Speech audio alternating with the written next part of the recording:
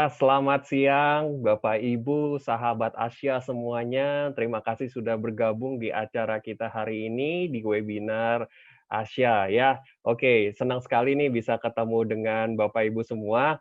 Dan hari ini pastinya kita mau bahas sesuatu yang menarik ya, yaitu COVID-19 Market Outlook and What's Next in Property. Itu adalah judul webinar kita kali ini, dan saya Alvin Kurniawan sebagai Agent Relation Dev Head dari Astraland Indonesia.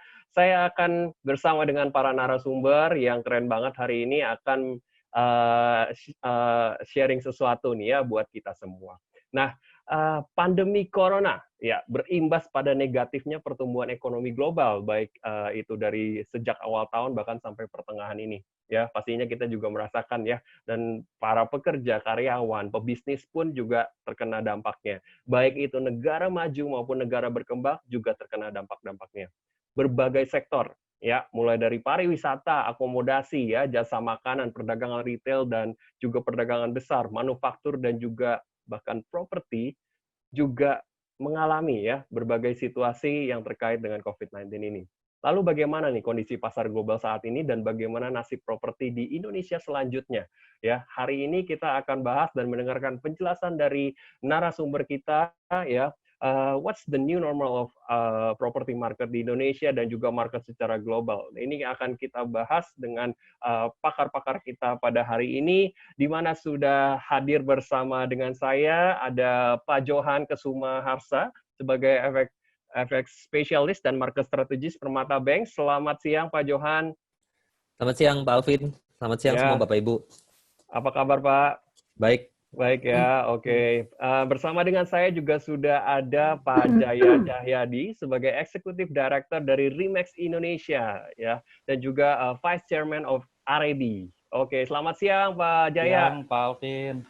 Kabar baik ya Pak? Kabar mantap. Mantap, oke, thank you. Dan juga sudah ada bersama dengan kita Ibu Irma Chandra selaku Chief Marketing Officer dari Asia.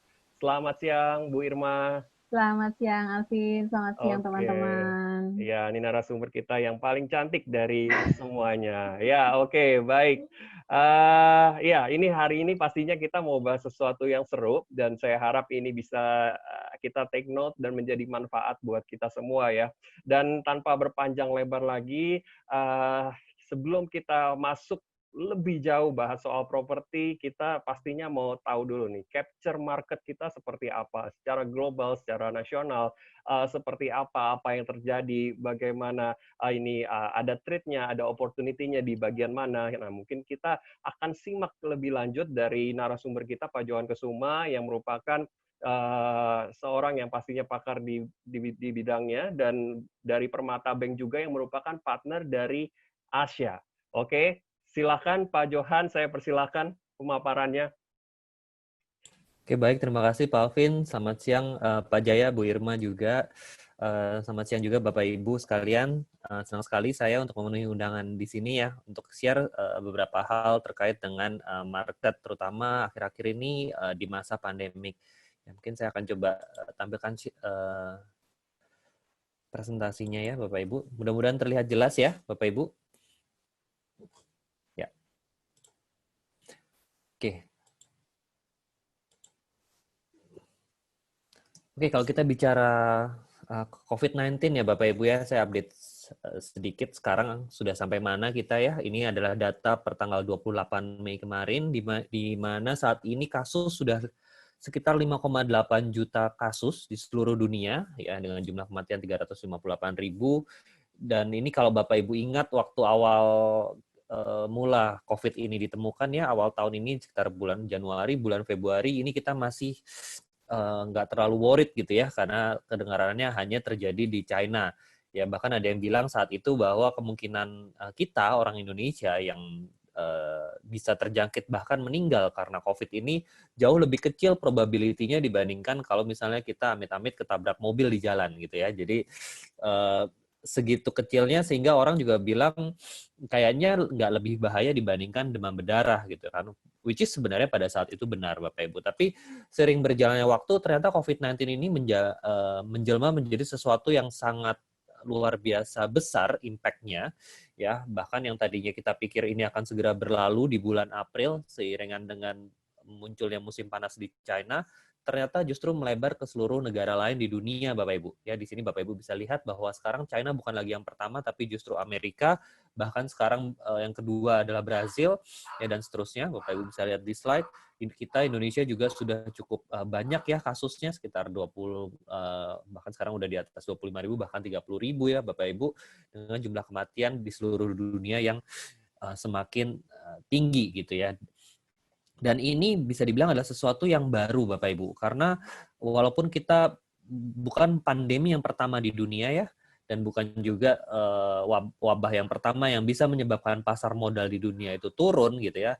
Tapi ini baru pertama kalinya ada suatu wabah yang menyebabkan tidak hanya satu atau dua negara, tidak hanya satu benua, tapi seluruh dunia Bapak Ibu ini mengalami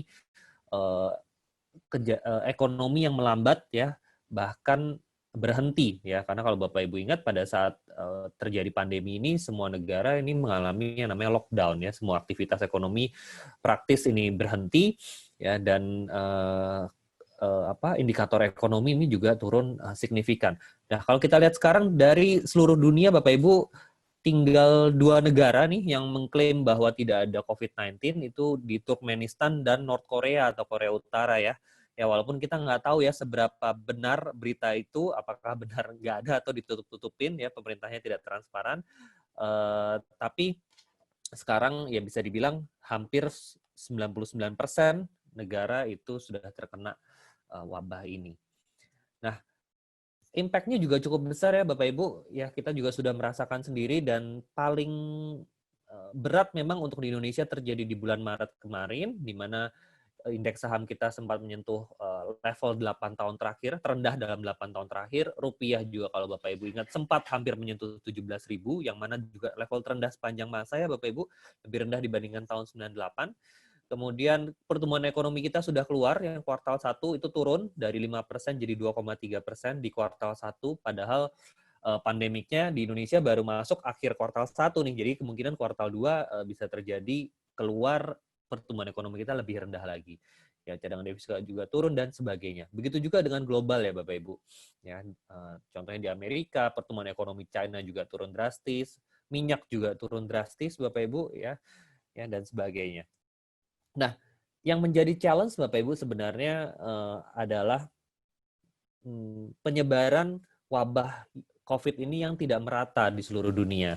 Ya, jadi kita bisa melihat di slide ini adalah siklus penyebaran COVID-19 ya. Bapak Ibu bisa lihat bahwa di beberapa negara ini berbeda-beda. Yang sudah terlihat berlalu itu adalah China ya Bapak Ibu, diikuti oleh Korea.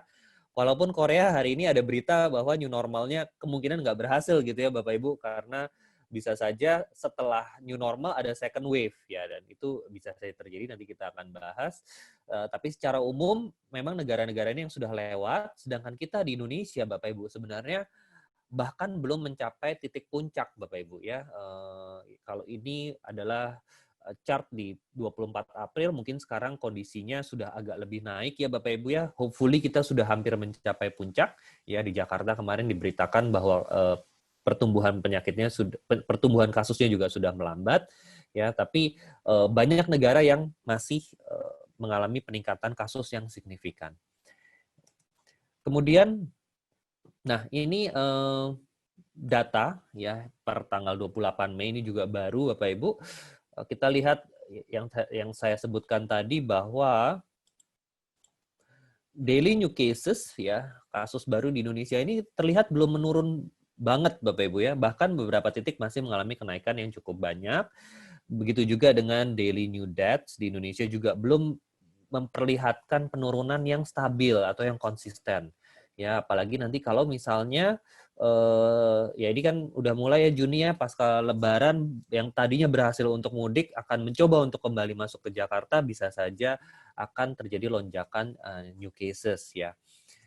Nah, kemudian ini kalau kita berkaca dari China ya, ini salah satu cara untuk mengukur kira-kira sampai berapa lama lagi sih fase ini gitu ya. Nah, perlu diingat juga Bapak Ibu bahwa di China kemarin itu lockdown-nya cukup berhasil, cukup sukses, dan di sana tidak mengalami hari Lebaran, Bapak Ibu. Jadi nggak banyak yang mudik, sehingga cukup efektif ya terjadi lockdown-nya. Dan itu pun kita bisa lihat kurang lebih sekitar 92 hari, Bapak Ibu. Dari pertama kali lockdown itu dimulai sampai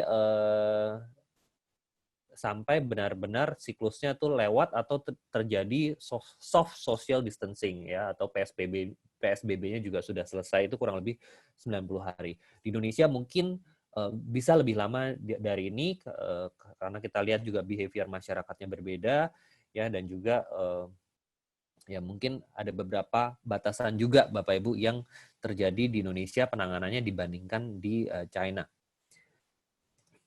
Oke, kemudian ini juga salah satu challenge lain. Jadi challenge yang pertama itu sebenarnya dari penyebaran COVID-19 sendiri, yang tadi saya sudah sampaikan.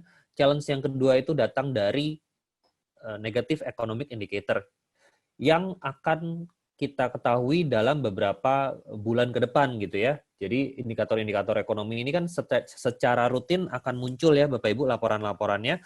Kita sudah mengetahui laporan pertumbuhan ekonomi kuartal 1 gitu ya. Kemudian current account balance juga defisit ya. Defisitnya sih sebenarnya berkurang nih. Ini juga karena impor kita jauh berkurang. Ya, kemudian hari ini ada data inflasi. Nah, data-data ini akan rutin keluar ya dalam beberapa bulan ke depan dan ekspektasinya akan buruk Bapak Ibu. Ya, dan kalau kita lihat bottom line-nya adalah mengenai pertumbuhan ekonomi dunia diperkirakan turun signifikan, termasuk Indonesia, di mana Indonesia itu diperkirakan akan mengalami pertumbuhan ekonomi kurang lebih baseline-nya itu sekitar 1-2% Bapak Ibu di akhir tahun 2020. Ya, memang Bu Sri Mulyani sempat mengatakan bahwa ada worst case itu pertumbuhan ekonomi bisa sampai negatif. Ya, tapi untuk base case-nya atau skenario dasarnya itu ada di level 1-2%. Nah, kalau Bapak Ibu lihat memang 1-2% itu turun signifikan ya dibandingkan pertumbuhan ekonomi kita rata-rata yang kurang lebih sekitar 5%. Tapi dibandingkan negara lain di dunia, Bapak Ibu, di mana banyak sekali yang mengalami pertumbuhan ekonomi negatif, Bapak Ibu bisa lihat di slide, itu ada dua proyeksi dari dua badan finansial internasional, salah satunya adalah World Bank. Ya, itu terlihat bahwa secara umum negara-negara di dunia itu akan mengalami pertumbuhan ekonomi negatif tahun ini. Hanya sedikit yang tetap bisa menjaga pertumbuhan ekonomi positif, termasuk salah satunya adalah Indonesia, Bapak Ibu. Jadi ini bisa dibilang kita cukup tahan gitu ya, tahan banting, atau secara proyeksi sebenarnya masih lebih baik dibandingkan negara lain. Ya, ini adalah pertumbuhan ekonomi dunia ya. Secara umum kita expect tahun ini akan negatif.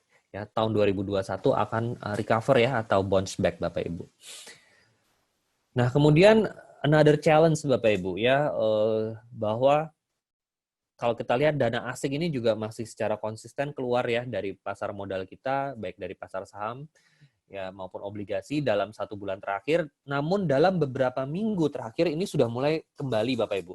Ya, terutama dipimpin oleh pasar obligasi. Sementara untuk pasar saham memang masih tidak konsisten ya, masih keluar masuk investor asingnya.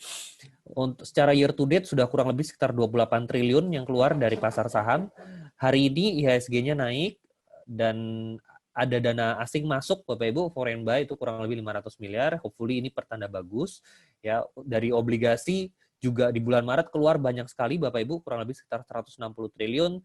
Tapi di beberapa minggu terakhir, 2-3 minggu terakhir ini sudah masuk kembali kurang lebih sekitar 4-7 triliun ya, masih di bawah 10 triliun rupiah. Nah, tadi kita bicara challenges Bapak Ibu ya, masih banyak. Tapi di sisi lain saya juga mau share mengenai opportunity-nya di COVID-19 ini. Ya. Yang pertama kita believe di pasar modal itu sebenarnya we have seen the bottom gitu ya. Jadi baik itu di pasar saham, obligasi maupun rupiah, kita believe bottom-nya itu sudah lewat Bapak Ibu, yaitu yang terjadi di bulan Maret kemarin ya, pada saat IHSG itu sampai level di bawah 4.000 ya, dan rupiah itu hampir mencapai 17.000. Ya, kalau kita lihat sekarang slightly semuanya membaik, rupiah sudah di bawah 15.000 bahkan ya lebih baik dibandingkan ekspektasi Bank Indonesia. Sementara nilai saham hari ini sudah 4.800 Bapak Ibu. Jadi yang tadinya lowest in 8 years sekarang udah dipangkas kerugiannya jadi lowest in 4 years Bapak Ibu. Ya jadi kalau Bapak Ibu masih bertanya-tanya masih bisa masuk nggak nih reksadana saham misalnya? Ya, jawabannya masih Bapak Ibu, karena secara valuasi sebenarnya masih murah, diskonnya juga masih cukup besar. Ini diskonnya 4 tahun terakhir Bapak Ibu. Ya, jadi level sekarang sama seperti level Februari tahun 2016. Masih murah dibandingkan level titik tertinggi. Kemudian di pasar global juga sama, ini adalah indeks Dow Jones, ya, di mana kita juga believe marketnya udah bottoming dan sudah recover. Bahkan isu-isu terakhir ya Bapak Ibu ya di global ini juga tidak terlalu banyak mempengaruhi pergerakan pasar saham. Ya, kita tahu ada isu mengenai Hong Kong ya, demonstrasi di Hong Kong, kemudian yang terakhir adalah rasialisme di Amerika, kemudian kerusuhan di Amerika yang sudah berjalan 7 hari, tapi nyatanya pasar modalnya cukup tahan gitu ya terhadap berita-berita negatif, bahkan masih terus melanjutkan kenaikan. Kenapa? Karena euforia investor ini cukup besar terhadap pembukaan lockdown, Bapak Ibu. Ya, jadi semua itu excited gitu ya menanggapi berita bahwa di beberapa negara di dunia, termasuk di Indonesia, PSBB-nya sudah mulai dilonggarkan, lockdown-nya sudah mulai dibuka, ya. Walaupun ada ancaman second wave, tapi ini berarti aktivitas ekonomi ini sudah mulai dibuka. Kalau aktivitas ekonomi ini sudah dibuka, ya artinya pasar modal itu juga akan recover gitu kan, indikator-indikator ekonomi juga akan membaik eventually. Itu yang dipercaya oleh investor, sehingga kita lihat dalam beberapa hari terakhir pasar modalnya membaik. Oke, ini good news berikutnya Bapak Ibu, yang tadi saya bilang banyak dana asing itu keluar, ya terutama di bulan Maret.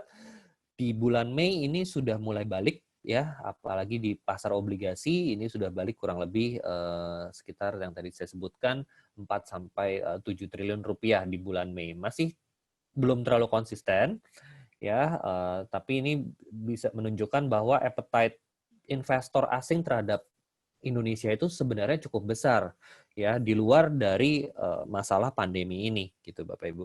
Jadi kalau resikonya sudah menurun, pandeminya sudah berkurang, ya, kita berharap investor ini akan perlahan kembali masuk ke pasar modal Indonesia, baik itu saham maupun obligasi. Oke. Nah, ini another good news, Bapak Ibu, saya ambil dari Ashmore Asset Management Indonesia. Ini menunjukkan grafiknya, yang grafik sebelah kiri atas, Bapak Ibu, ini menunjukkan bahwa recovery rate ini meningkat. Walaupun jumlah kasus itu meningkat, ya, tapi di saat yang bersamaan jumlah orang yang sembuh juga meningkat, ya, dan kemudian di grafik yang bawahnya, ya, recovery rate yaitu juga meningkat, dan hospitalization rate itu menurun Bapak Ibu.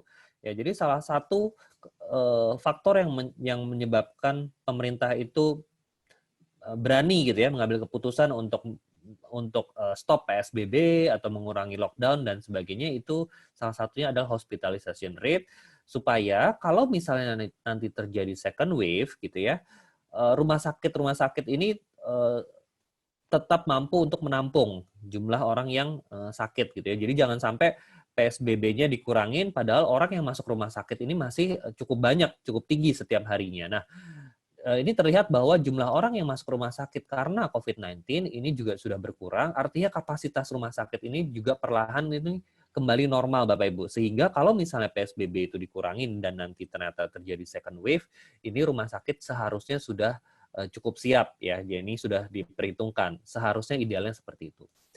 Oke, kemudian sebelah kanan ini adalah jumlah PDP dan ODP yang sebenarnya secara umum masih meningkat Bapak Ibu, tapi peningkatan ini juga bisa diartikan karena kemarin itu obat tesnya baru datang gitu ya. Jadi jumlah orang yang dites ini juga semakin banyak sehingga akhirnya jumlah totalnya jadi semakin banyak. Yang tadinya mungkin sekitar 2.000-an orang per hari menjadi sekitar 7.000 sampai 8.000 per hari yang dites. Ya, otomatis discovery rate-nya itu juga meningkat.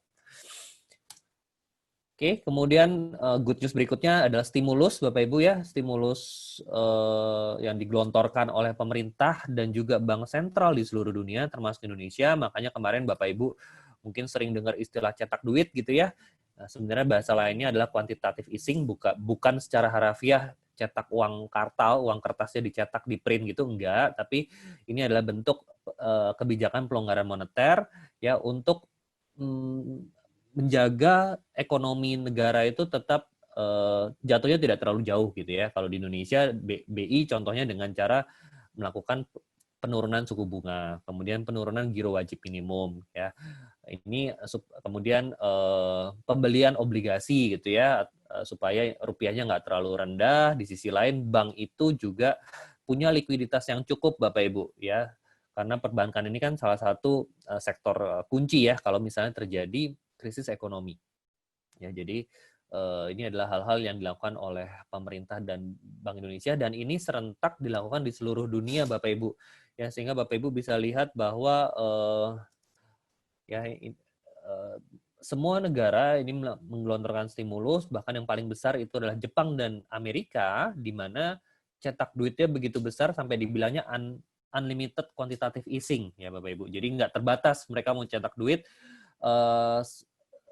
selama ekonominya itu bisa dijaga untuk tidak jatuh terlalu dalam. Ya, kurang lebih 21% stimulus dari total GDP itu digelontorkan di Jepang, sementara Indonesia memang dengan kurang lebih jumlahnya sekitar 400 triliun rupiah ya Bapak Ibu dari pemerintah itu setara dengan 2,6% dari GDP kita. Ya, pertanyaannya mungkin Bapak Ibu kenapa nggak kita lebih banyak lagi gitu ya? Kenapa nggak cetak uang sebanyak mungkin seperti Amerika dan Jepang? Ya karena kita nggak punya luxury ya Bapak Ibu ya, kita sebagai negara berkembang, kita tetap harus berhati-hati untuk melakukan quantitative easing, tidak seperti Jepang dan Amerika yang mata uangnya itu memang dibutuhkan dan dipakai untuk perdagangan seluruh dunia. Ya, kalau kita cetak uang terlalu banyak dengan status kita sebagai negara berkembang, yang ada nanti terjadi hyperinflation, ya inflasi besar-besaran, nanti bisa terjadi seperti di Zimbabwe Bapak Ibu, di mana nanti ada pecahan uang 100 triliun dolar waktu itu ya. Kita nggak mau hal itu terjadi. Oke, kemudian good news lain Bapak Ibu sebenarnya ini datang dari aset ya, di mana kalau kita lihat obligasi kita sangat menarik Bapak Ibu sekarang dibandingkan negara berkembang lain ya. Di sini ada namanya real yield gitu ya, imbal hasil real yaitu imbal hasil obligasi dikurangi dengan inflasi. Saat ini kita yang tertinggi dibandingkan negara berkembang lain, artinya kalau misalnya nanti pandemi COVID ini berakhir atau berkurang ya risikonya, investor akan mulai masuk kembali ke negara berkembang. Yang dituju adalah negara berkembang yang memiliki imbal hasil menarik dan juga rating yang cukup tinggi ya. Artinya ini risikonya terukur tapi imbal hasilnya juga menarik. Nah, Indonesia salah satunya bahkan yang paling tinggi saat ini Bapak Ibu imbal hasil realnya. Ya, that's why tadi saya juga katakan bahwa beberapa minggu terakhir investor asing sudah mulai masuk ke pasar obligasi dan ini sebenarnya adalah salah satu kesempatan ya untuk Bapak Ibu yang mungkin sudah biasa dengan dunia investasi, biasa untuk invest di saham atau obligasi, reksadana saham atau reksadana fixed income, investasi di obligasi sekarang bisa jadi salah satu pilihan yang menarik. Oke, ini kita bandingkan dengan US Treasury ya. Untuk imbal hasil obligasi sekarang kurang lebih di 7,5 Bapak Ibu ya, 7,5 kemarin sempat di 7,3 dan sampai akhir tahun itu sebenarnya masih ada peluang untuk imbal hasil obligasi ini masih bisa turun hingga 7% ya. Jadi masih ada potensi untuk kenaikan di pasar obligasi. Oke, di sisi lain Bapak Ibu di saham mungkin saat ini bukan yang termurah ya Bapak Ibu ya, karena yang termurah sudah lewat. Kalau Bapak Ibu cari yang termurah valuasinya waktu bulan Maret ya, waktu IHSG di bawah 4.000, sekarang sudah balik ya. Tapi secara valuasi ya, biasa valuasi kita lihatnya dari price to earning ratio, ini kita masih cukup murah Bapak Ibu karena secara PE ratio kita kurang lebih sekitar di 13-14 kali ya, di mana secara rata-rata PE ratio kita itu masih di 16 kali ya. Jadi memang bukan yang paling murah tapi masih cukup murah kalau misalnya Bapak Ibu punya profil risiko yang agresif, ya sudah biasa untuk investasi di saham, ya ini opportunity sebenarnya. Ya mungkin juga nanti dengan aset-aset lain yang murah, karena semua aset basically sekarang lagi murah Bapak Ibu, termasuk properti ya, nanti akan dijelaskan oleh Pak Jaya dan Bu Irma. Oke. Di sisi lain Bapak Ibu, kita juga bisa lihat bahwa ketakutan pasar ini sudah berkurang ya Bapak Ibu. Kita bisa ukur dari beberapa indikator, ya ini kalau dilihat dari IHSG, sebelah kanan bawah ini adalah indikator yang menunjukkan bahwa kalau yang merah ini artinya market fear ya Bapak Ibu, ini udah lewat market fear-nya, kepanikan pasar. Kemudian fear and greed index sekarang juga sudah netral Bapak Ibu. Ya, ini indikator yang dikeluarkan oleh CNN terdiri dari berbagai indikator lain. Kalau Bapak Ibu bandingkan di 1 bulan yang lalu ini kondisinya masih fear, ya, kemudian 1 tahun bahkan extreme fear, ya 2 bulan yang lalu di bulan Maret ini juga extreme fear Bapak Ibu. Sekarang sudah mulai netral. Oke, nah jadi pertanyaannya apakah sekarang good time to buy atau tidak gitu ya? Ini sebenarnya dibalikin lagi pertanyaan untuk Bapak Ibu sekalian, tujuan investasinya apa, portfolionya sudah punya apa saja, masuknya di level berapa, dan ekspektasi return di berapa gitu ya Bapak Ibu. Nah, tapi secara umum sebenarnya di slide ini saya mau share, ini slide dari Ashmore. Ini menunjukkan bahwa dari berbagai krisis yang terjadi ya, sepanjang sejarah tahun 2004, 2006, 2018, tahun 2007 sampai termasuk sekarang tahun 2020 ya, ini dengan penurunan rata-rata kurang lebih 37% ya, yang 2020 kurang lebih 34%. Kalau misalnya Bapak Ibu invest di saham gitu ya, di pasar saham, Bapak Ibu akan mendapatkan imbal hasil kurang lebih itu yang di bawah Bapak Ibu dalam kurun waktu 1 tahun. Ya, jadi kalau misalnya Bapak Ibu invest pada saat market bottom gitu ya, 1 tahun berikutnya Bapak Ibu bisa expect investasi Bapak Ibu akan naik kurang lebih segini. Jadi secara rata-rata 37%, minusnya kalau Bapak Ibu invest di saham bisa berharap 1 tahun kemudian secara rata-rata bisa naik kurang lebih 45%. Ya. Oke, sedikit mengenai pasar mata uang ya Bapak Ibu ya, USD IDR ini dari awal tahun, dari kemarin krisis itu sebenarnya Pak Peri itu mengatakan cukup optimis bahwa rupiah bisa dijaga di level 15.000 sampai akhir tahun ya Bapak Ibu ya, setelah kemarin itu sempat melemah hingga 16.700 ya. Tapi kita melihat ada perubahan view juga, dan bahkan BI kemarin lewat press conference-nya Pak Peri juga mengatakan rupiah bisa kembali ke level normalnya Bapak Ibu. Ya, level normalnya berapa itu di range 13.700 sampai 13.800 Bapak Ibu sampai akhir tahun. Ya, jadi kalau yang tadinya kita expect bisa balik ke 15.000 atau dijaga stabil di 15.000, dari statement Bank Indonesia kemarin bisa saja rupiahnya terus menguat Bapak Ibu ke level kembali seperti sebelum COVID ya, di bawah 14.000. Dan sekarang sudah 14.500 hari ini ya.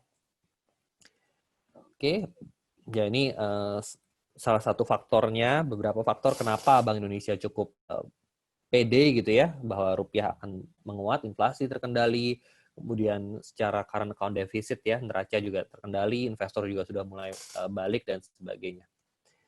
Oke, ini adalah slide terakhir saya Bapak Ibu. Basically kita lihat sebenarnya light at the end of the tunnel. Jadi kita percaya bahwa kita memang tidak tahu kapan wabah COVID ini akan benar-benar hilang ya. Bahkan orang bilang ini new normal, jadi mungkin nggak akan bisa balik.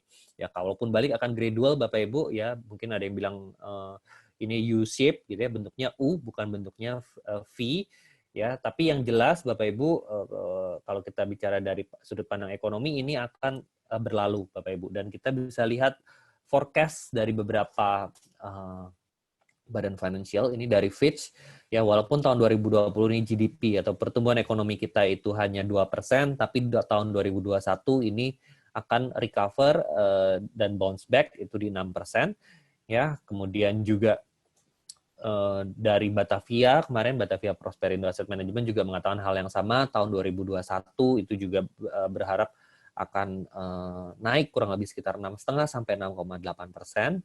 Ya, sehingga Bapak Ibu sebenarnya kalau misalnya kita optimis gitu ya, kita believe ini akan berlalu dan pasar modal dunia investasi itu akan kembali, nggak ada waktu yang lebih tepat lagi Bapak Ibu kalau untuk investasi selain sekarang, di mana semua aset itu sedang murah, baik itu saham, obligasi, bahkan properti ya, yang nanti akan dijelaskan oleh Pak Jaya dan Bu Irma.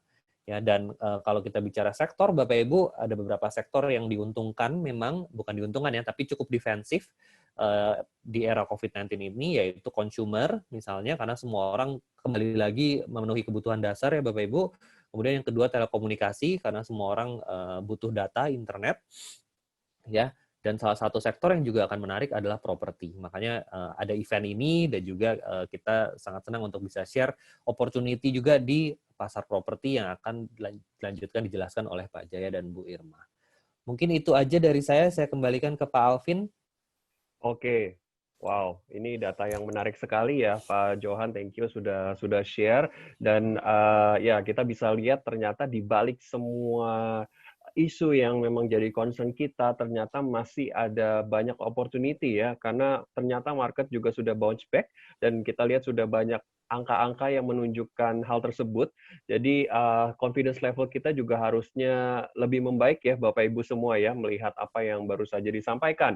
Nah, kali ini kita pastinya selain mau tahu tentang global condition ya, economic condition, kita juga perlu tahu sekarang market property akan jadi seperti apa gitu kan. Secara spesifik apa trendnya dan apa opportunity yang ada di market property gitu. Karena ini merupakan satu hal yang perlu kita cermati sama-sama sebagai praktisi di industri properti. Dan sudah hadir pastinya Pak Jaya sebagai director dari Remax Indonesia, yang dimana juga Remax ini satu brand property agent yang menurut saya sangat kredibel. Dan kita pastinya mau tahu nih, apa pandangan Pak Jaya melihat industri seperti ini. Oke, silakan Pak Jaya.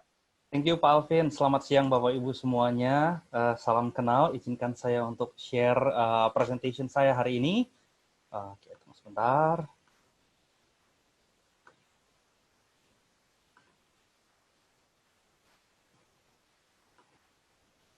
Oke. Bapak Ibu, izinkan saya untuk sharing sedikit apa yang saya belajar.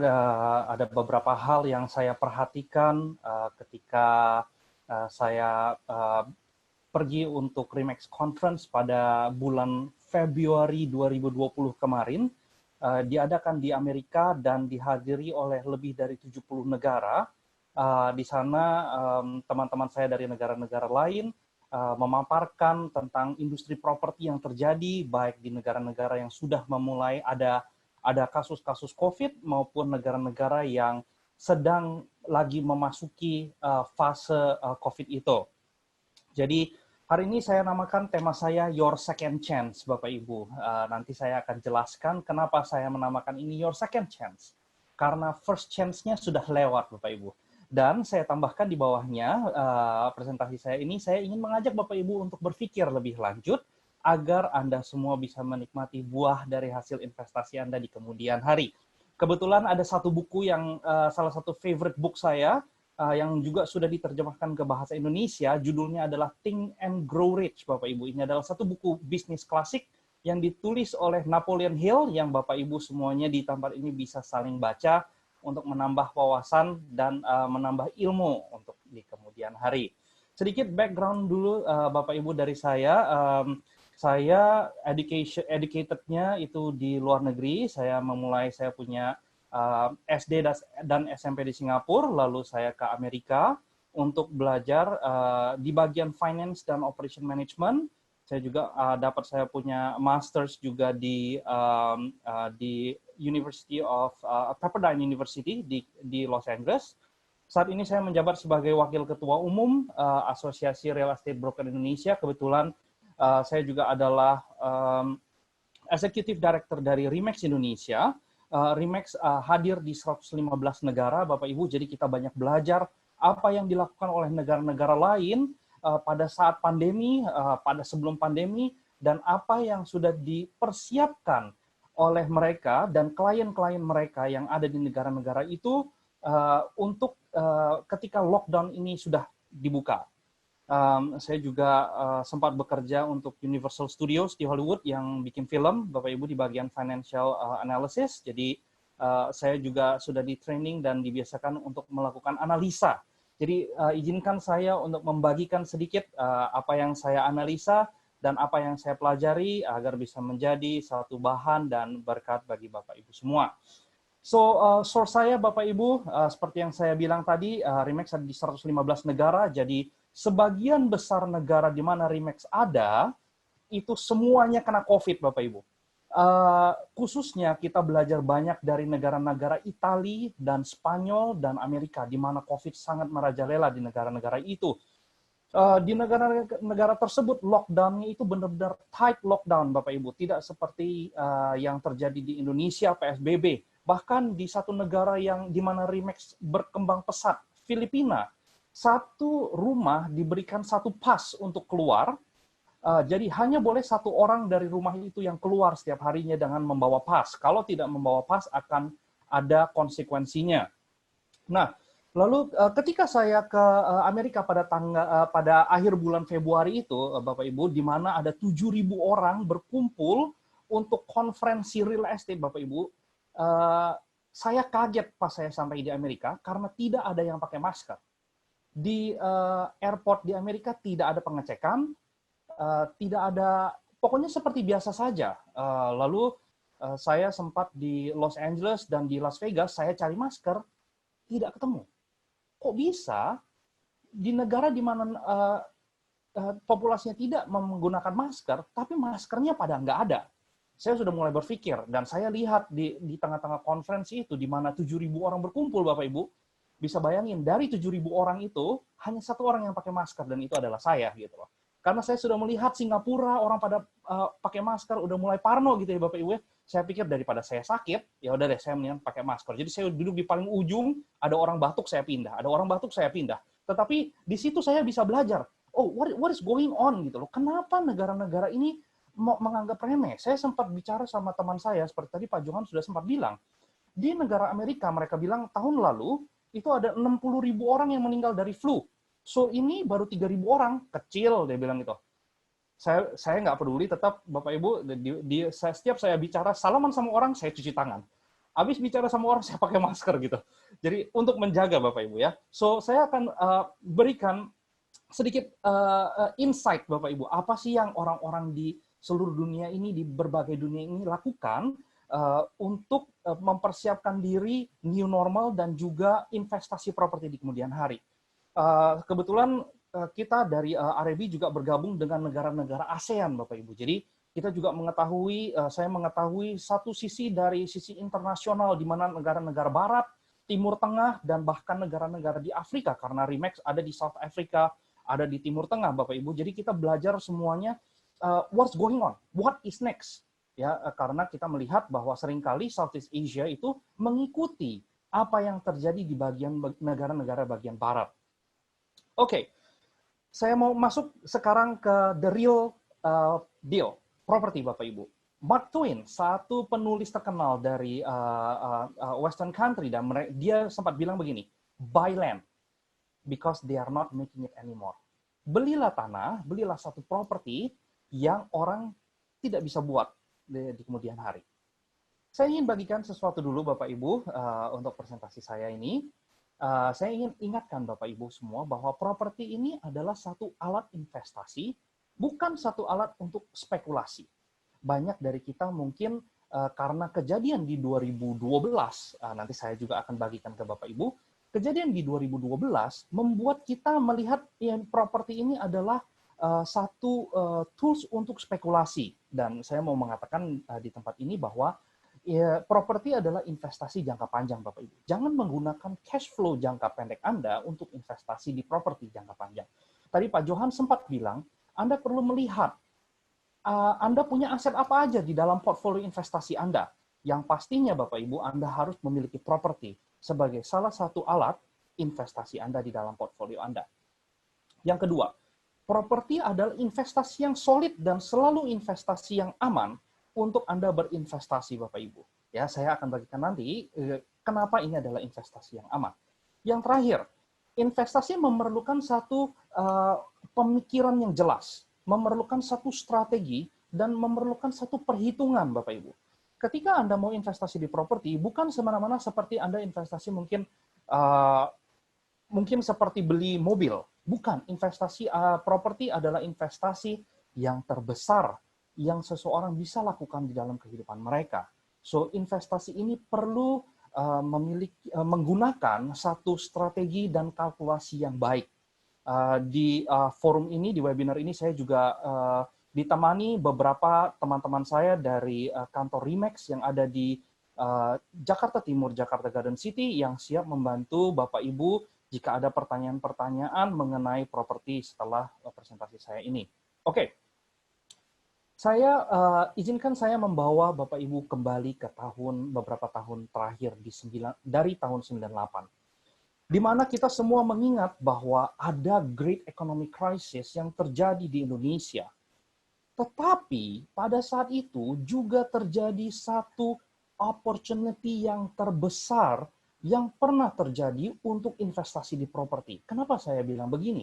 Karena saya mendengar banyak sekali cerita Bapak Ibu di mana orang-orang investor-investor properti membeli properti-properti di lokasi-lokasi yang baik pada saat orang sedang tidak bisa melihat future, tidak bisa melihat masa depan yang begitu gelap. Mereka panic selling, pokoknya mereka bisa pegang tunai, yang penting saya bisa pegang uang tunai, habis itu saya bisa keluar dari Indonesia. Nah, properti-properti ini, Bapak Ibu, ketika banyak investor-investor yang masuk pada tahun 98, saat ini sudah menuai berkali-kali lipat investasinya.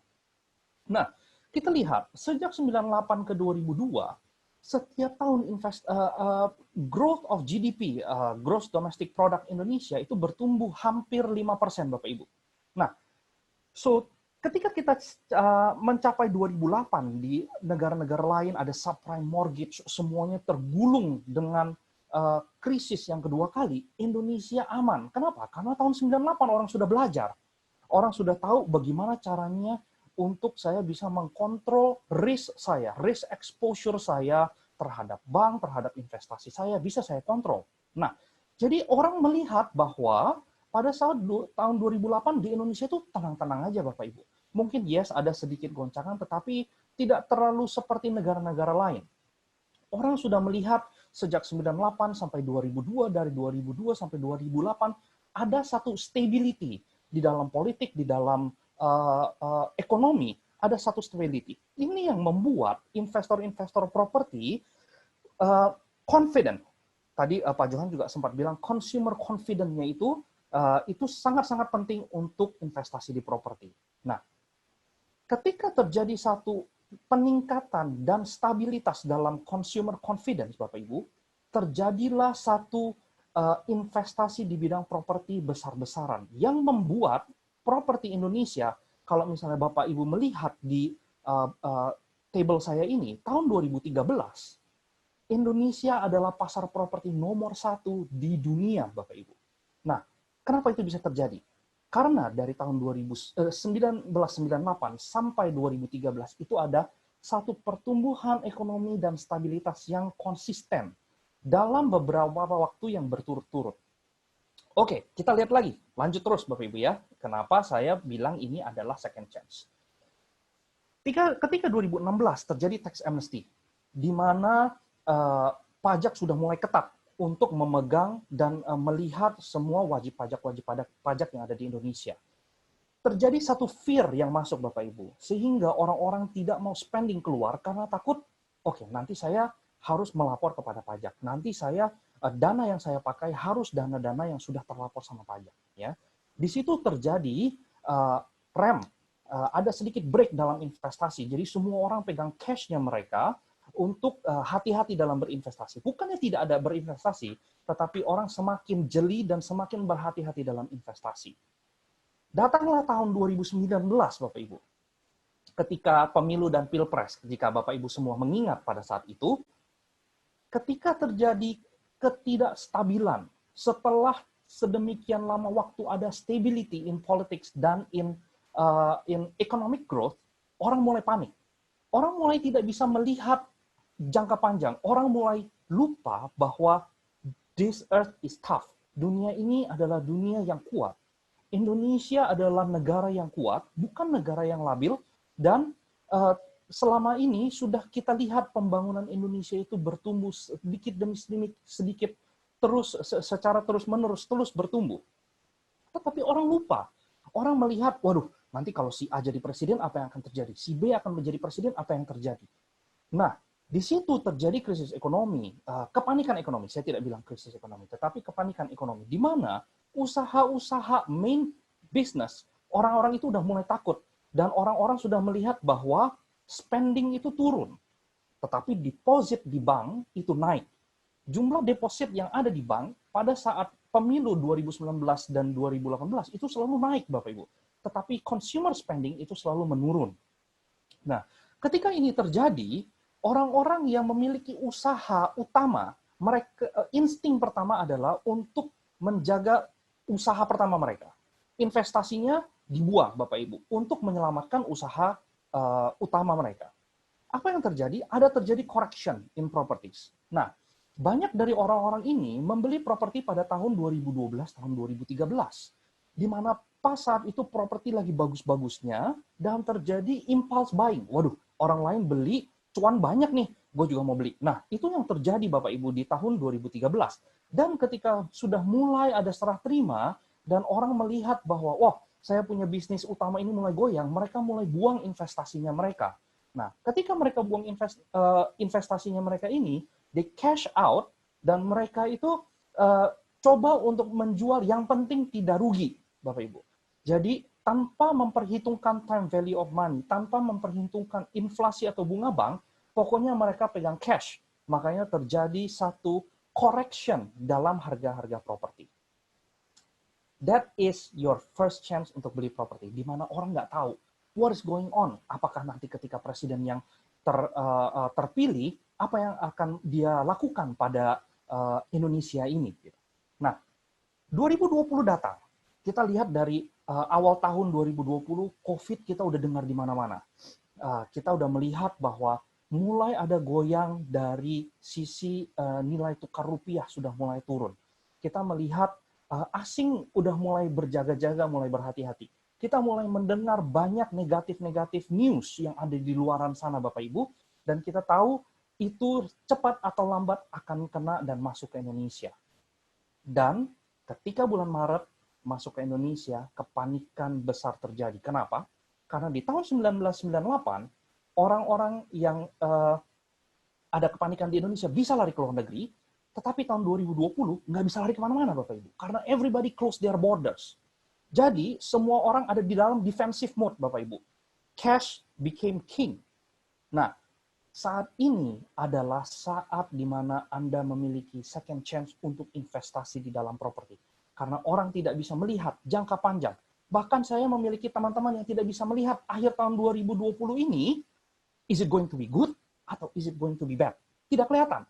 Tetapi kita semua tahu dari presentasi hari ini, makanya Bapak Ibu semuanya beruntung sekali hari ini bisa ikut presentasi ini, karena tadi dari Pak Johan sudah mengatakan banyak sekali pointer-pointer, berita-berita baik di mana melihat Indonesia dalam beberapa bulan ke depan akan recovery, Bapak Ibu ya. Nah, apa yang mempengaruhi harga? Ini adalah satu pemikiran ekonomi yang dapat kita pelajari, Bapak Ibu. Supply. Saya ambil contoh adalah harga minyak, Bapak Ibu ya. Harga minyak, OPEC tidak mau menurunkan produksi, tetapi at the same time negara-negara ini semua berhenti. So industrial di negara-negara yang menggunakan minyak ini berhenti. Apa yang terjadi? Yang terjadi adalah oversupply of oil dan demand-nya tidak ada, Bapak Ibu. Itu yang membuat oil contract pada saat delivery untuk expiry-nya April 21, 2020 menjadi harga negatif. Karena kenapa? Kalau Bapak Ibu lihat di gambar saya di bawah ini adalah gambar-gambar di mana oil tanker pada lagi parkir, Bapak Ibu. Pada lagi parkir tidak bisa menurunkan oilnya mereka itu ke negara-negara tersebut. Jadi terjadilah negatif pricing in oil. Nah, Lalu kita lihat competition. Apakah ada kompetisi untuk barang yang digunakan seperti oil? Apakah ada competition? Apakah ada substitute untuk oil? Yes, ada substitute untuk oil. Usage? Bagaimana dengan oil usage pada saat negara semua slow down? Semuanya pasti menurun dengan drastis. Dan apa yang membuat harga ini turun dengan drastis? Itu adalah fear, Bapak Ibu. Ya, tadi juga Pak Johan sudah sempat mengatakan ada indeks fear and greed index, Bapak Ibu, dari CNN yang dikeluarkan. Fear index ini sekarang sudah mulai netral. Harusnya greed index mulai naik juga, Bapak Ibu, ketika fear index ini mulai netral. Nah, bisa bayangkan Bapak Ibu, ketika saat ini Bapak Ibu, kalau misalnya Bapak Ibu ada di rumah yang enak dan nyaman, seperti produk-produk mungkin nanti akan ditawarkan oleh Bu Irma, Bapak Ibu melihat satu market yang oversupply, satu market yang di mana tidak ada seperti oil, lalu Bapak Ibu investasi di oil pada saat harganya negatif, Bapak Ibu. Wah, saat ini Bapak Ibu investasi Anda sudah naik berapa puluh kali lipat, Bapak Ibu. Ya, oke. So, balik lagi ke properti, Bapak Ibu. Tadi saya sudah jelaskan ke Bapak Ibu apa yang mempengaruhi harga. Kita lihat sekarang dalam properti. Properti, Bapak Ibu, lokasi hanya satu. Makanya orang-orang banyak bilang, kalau misalnya Anda mau lihat properti, Anda mau berinvestasi di properti, Anda harus selalu ingat lokasi, lokasi, lokasi. Karena kenapa? Jika Anda ingin membeli properti di lokasi A, dan keduluan orang lain, Bapak Ibu, untuk beli properti di lokasi A, Anda tidak akan mendapatkannya lagi, Bapak Ibu. Ya, Anda akan masuk ke lokasi B, yang mungkin itu adalah second choice Anda. Nah, produknya hanya ada satu, Bapak Ibu. Mungkin kita bisa melihat, ada banyak seringkali bilang sama saya, Pak, tetapi kan misalkan rumah atau apartemen, Bapak Ibu, itu kan apartemen kan semuanya interiornya sama, rumah interiornya semua sama. Belum tentu, Bapak Ibu. Satu lokasi dan satu produk apartemen ini atau rumah ini itu sangat-sangat mempengaruhi harga. Ya. So tidak ada alternative location. When the location is gone, it's gone, Bapak Ibu. Dan properti ini akan selalu diperlukan. Semua orang perlu properti. Khususnya kenapa? Populasi di Indonesia, mid population di Indonesia itu bentuknya bukan piramid. Bentuknya adalah seperti kendi, Bapak Ibu. Di mana population tengah di Indonesia ini sangat tebal, ya Bapak Ibu. Dan itu adalah keunggulan untuk Indonesia. Mid market ini akan terus bertumbuh, dan Bapak Ibu, mid market ini melihat investasi properti yang nilainya di bawah 2 miliar. Ya. Jadi, as UMR terus naik, kebolehan untuk mid market ini untuk investasi akan terus naik. Dan Bapak Ibu, kalau misalkan Anda investasi di properti seperti Asia, satu lokasi yang sangat-sangat baik, itu Anda akan mempunyai alternatif calon pembeli selanjutnya sangat-sangat tebal, Bapak Ibu. Ya, maka kalau misalnya Anda mau investasi di properti, Bapak Ibu ingat, cari properti di lokasi yang terbaik, lokasi yang nyaman dengan fasilitas penunjang yang lengkap, Bapak Ibu.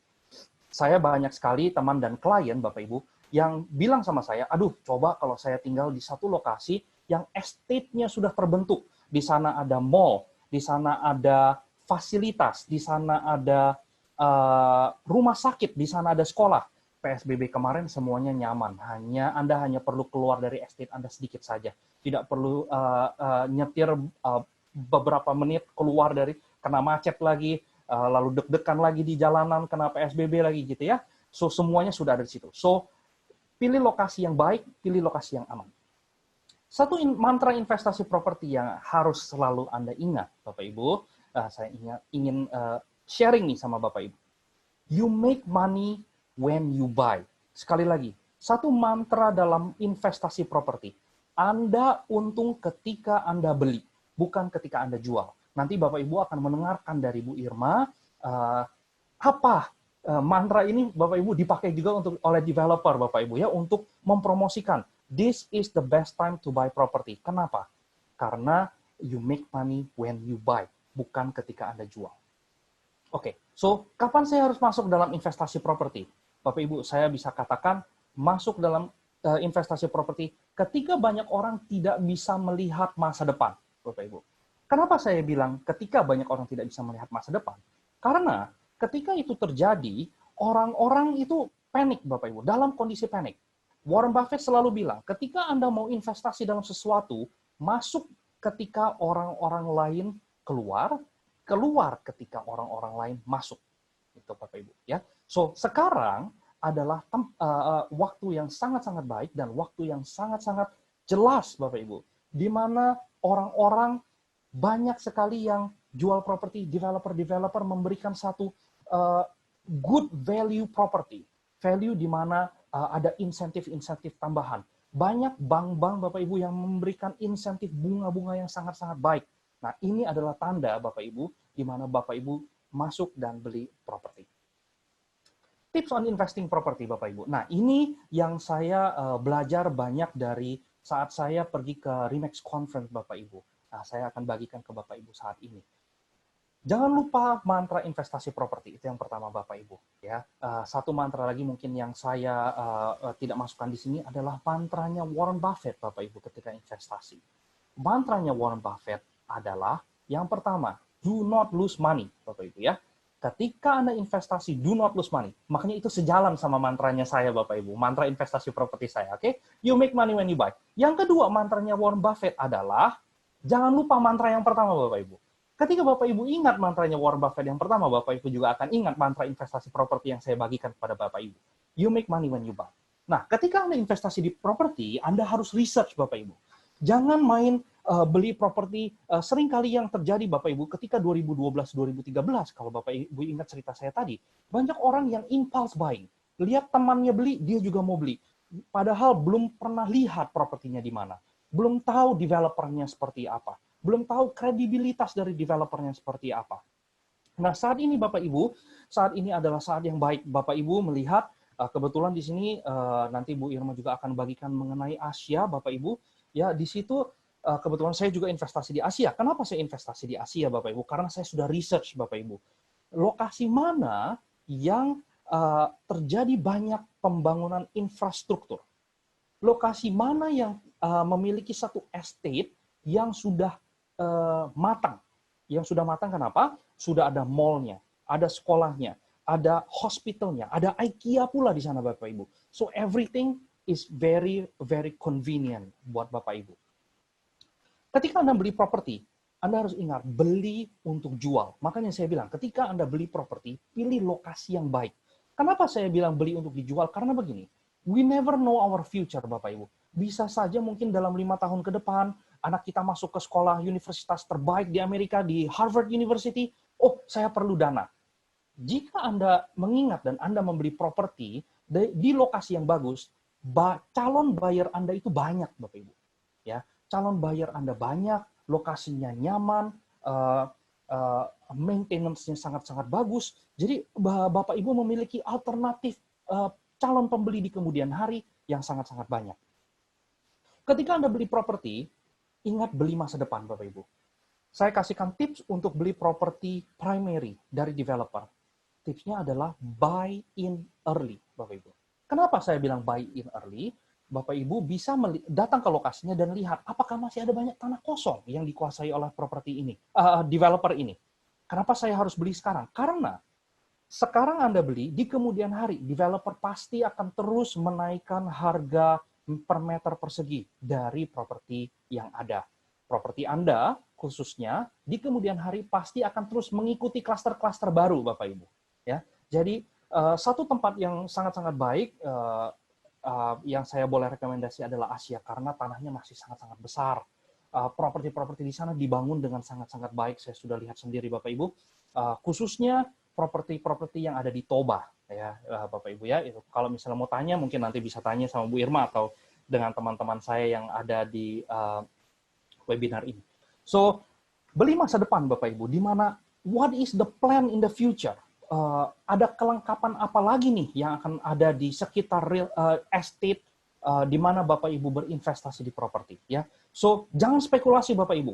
Bapak Ibu beli dari property developer yang sudah nyata. Yang sudah nyata ada mall-nya di sana, yang sudah nyata ada tanahnya ada dan sudah dikuasai. Jadi Anda tidak masuk dalam satu speculation. Anda tidak masuk dalam satu spekulasi. Harga versus lokasi Bapak Ibu. Tidak ada Bapak Ibu, Apple tidak mungkin dijual dengan seharga apa ya saya bilang Xiaomi Bapak Ibu. Ya, karena kenapa? Ada kualitas, ada barang, ada kualitas, ada harga. So sekali lagi tadi saya sempat bilang Bapak Ibu, pilih lokasi. Karena ketika lokasi yang sangat-sangat bagus itu hilang, Anda tidak akan mendapatkannya itu sampai orang yang memiliki lokasi itu mau menjual. Dan yang udah pasti, dia pasti menjual di harga di atas harga dia beli, Bapak Ibu. Ya, kalau lokasi bagus, nggak ada yang mau jual rugi, nggak ada. Pasti mau untung berlipat-lipat kali kalau bisa. Oke, harga dan kenyamanan, Bapak Ibu. Pilih kenyamanan. Karena kenyamanan itu memerlukan waktu yang sangat-sangat panjang untuk dibangun. Memerlukan investasi yang besar untuk dibangun satu fasilitas, Bapak Ibu. Dan harga ya properti yang Anda beli di kemudian hari, ketika fasilitas ini terus berkembang, harga properti Anda juga pasti akan terus naik, Bapak Ibu. Nah, untuk nomor dan lantai, Bapak Ibu. Saya mau ingatkan balik lagi ke poin saya yang nomor 3. Kadang-kadang ada orang yang mau beli, nggak apa-apa, saya beli aja deh nomor 4 ya, Bapak Ibu, atau nomor 10, atau nomor 13 gitu ya. Dengan harga diskon, yes Bapak Ibu, no problem kalau Anda mau menggunakan properti itu seumur hidup. Dan Anda tidak jual. Kenapa saya bilang begitu? Karena orang yang suka nomor 4, saya punya teman yang suka nomor 4, Bapak Ibu ya, hobinya adalah koleksi nomor 4. Kalau bisa beli kantor yang nomornya 44, Bapak Ibu. Ya, so ya itu susah. Tetapi apakah ada banyak orang yang mau beli properti nomor 4? Nah, ketika Anda membeli properti dengan nomor-nomor tertentu, ada nomor 4-nya, Anda sudah membuat market Anda selanjutnya lebih kecil, Bapak Ibu. Jadi remember, when you buy property, beli untuk dijual di kemudian hari. Ya, Anda boleh tinggal di situ, tetapi pemikiran Anda ketika Anda beli adalah di kemudian hari saya mau jual. Landed versus apartment, Bapak Ibu. Ini adalah pertanyaan klasik yang ditanyakan di seluruh dunia, bukan hanya di Indonesia saja, Bapak Ibu. Ya, jawabannya adalah beli kenyamanan, Bapak Ibu. Kenapa beli kenyamanan? Sekali lagi, dalam situasi apapun, ketika Anda memiliki fasilitas yang bisa Anda jalan, itu akan jauh lebih nyaman daripada Anda harus keluar lokasi ke kota lain misalkan untuk satu fasilitas itu. So, ketika Anda beli landed atau apartment, landed housing atau apartment, Anda harus lihat fasilitasnya bagaimana. Beli kenyamanan, Bapak Ibu. Ya, standalone versus superblock, Bapak Ibu. Ini mungkin udah nggak usah dibahas lagi, Bapak Ibu. Pilih kenyamanan ya. Berarti superblock di mana semuanya fasilitas lengkap di situ. Oke. Jadi saya harus investasi di mana dong kalau misalnya untuk properti? Bapak Ibu sudah lihat Bapak Ibu, kalau misalnya di Indonesia, investasi itu sekali lagi adalah bukan satu alat untuk spekulasi ya Bapak Ibu ya. Investasi properti adalah investasi jangka panjang. Nah, kita bisa melihat proyek infrastruktur pemerintah apa yang sudah mulai atau sudah dikerjakan Bapak Ibu. Di Jabodetabek, Bapak Ibu, investasi infrastruktur yang paling kencang dikerjakan itu adalah Timur Jakarta. Ya, Bapak Ibu ya. Nah, Timur Jakarta, Jakarta Timur itu satu lokasi yang benar-benar pemerintah genjot dengan kencang, Bapak Ibu. Di sana ada double decker tol, kereta cepat. Di sana akan ada LRT, Bapak Ibu. Lalu habis itu jalan tol juga lagi dilebarin, Bapak Ibu. Dan itu sudah mulai dikerjakan. Kenapa saya bilang sudah mulai atau sudah dikerjakan?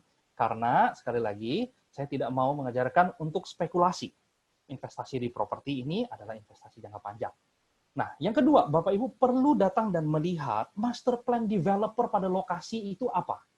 Dan Bapak Ibu perlu bisa melihat fasilitas apa saja yang sudah dibangun oleh developer ini. Untuk Bapak Ibu bisa membuat satu decision, satu keputusan, apakah developer ini akan membangun fasilitas-fasilitas lainnya yang ada di lokasi itu. Nah, jadi ini Bapak Ibu perlu datang ke lokasi dan Bapak Ibu perlu lihat ya. Nah, pilihlah lokasi di mana Anda suka dan untuk tinggal dan nyaman lokasinya itu ya. Dan ini sekali lagi adalah investasi Bapak Ibu. So, make sure Anda suka lokasinya dan Anda bisa tinggal di situ seumur hidup dengan mengingat saya beli untuk bisa dijual di kemudian hari. Oke. So, ini adalah slide terakhir saya, Bapak Ibu. Maaf, saya sudah ngajak Bapak Ibu mikir lumayan banyak dari apa yang saya bagikan hari ini. Tetapi what's next for property, Bapak Ibu? Ya, kenapa properti adalah satu satu alat investasi yang baik sekali untuk Anda, untuk ada di portfolio Anda. Property market di Indonesia akan selalu bertumbuh, Bapak Ibu. Sekali lagi, ketika ada pertumbuhan ekonomi dan politik yang stabil untuk beberapa tahun, di situ kita akan melihat pertumbuhan property market di Indonesia, ya Bapak Ibu ya.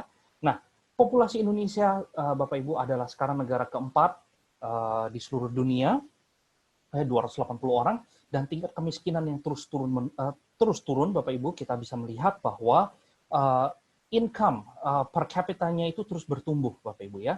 Mungkin dulu Indonesia sering dikatakan adalah negara di mana murah, jasa itu murah dan salary, minimum wage itu murah. Nah, tetapi sekarang sudah tidak. Why? Karena di situ kita bisa melihat pemerintah mau mendorong consumer spending. Ketika consumer spending naik, ketika orang melihat it's good to spend, orang akan melihat bahwa confidence-nya dalam satu ekonomi itu akan terus bertumbuh, maka investasinya akan terus bertumbuh. Ketika investasinya terus bertumbuh, orang akan melihat, oh saya memerlukan rumah untuk keluarga saya. Makanya investasi di properti, Bapak Ibu, itu akan terus bertumbuh. Harga rata-rata per meter di Indonesia itu adalah kedua yang terendah di Asia, Bapak Ibu. Dan ini sangat-sangat baik untuk Bapak Ibu bisa perhitungkan. Investor-investor asing, Bapak Ibu, teman-teman saya dan klien-klien saya yang ada di luar negeri, banyak bilang, aduh saya pengen masuk dan beli properti di Indonesia. Tetapi sayangnya mereka hanya bisa masuk untuk hak pakai, Bapak Ibu ya, di mana itu bukan freehold, bukan hak milik, Bapak Ibu. Ketika kita melihat orang-orang asing mau masuk, kita yang ada di Indonesia ini harusnya bisa berpikir lebih jauh, Bapak Ibu. Kita bisa berpikir lebih jauh bahwa what if ketika pemerintah buka investasi properti untuk asing, apa yang akan terjadi pada investasi properti saya? So, sebelum pemerintah buka keran investasi untuk asing itu, Bapak Ibu, masuk dulu. Dan sekarang adalah saat-saat yang baik untuk masuk. Ya, ekonomi dan politik Indonesia sekarang sudah jauh lebih stabil, jauh lebih baik, Bapak Ibu, dan at least sampai 2024 itu akan jauh lebih stabil, Bapak Ibu. Ya, so what is the future growth? What is the future untuk Indonesian economy as a whole? Tadi Bapak Ibu sudah melihat dari paparan Pak Johan bahwa it is stable. Poin-poinnya adalah GDP forecast, Bapak Ibu lihat tahun 2020 turun, Bapak Ibu 3% ya, jadi turun ke 2%. But the GDP forecast tahun 2021, Bapak Ibu, itu 6%. So Bapak Ibu, ini sudah adalah tanda-tanda yang baik dari para ekonom-ekonom and banker-banker yang ada, Bapak Ibu, that GDP of Indonesia bakalan recover. Kita sekarang ada di dalam bulan Juni, Bapak Ibu. So, dalam 6 bulan, plus 12 bulan tahun 2021, Indonesian economy bakalan growth dari 2% ke 6%. That is a big jump, Bapak Ibu, untuk masuk.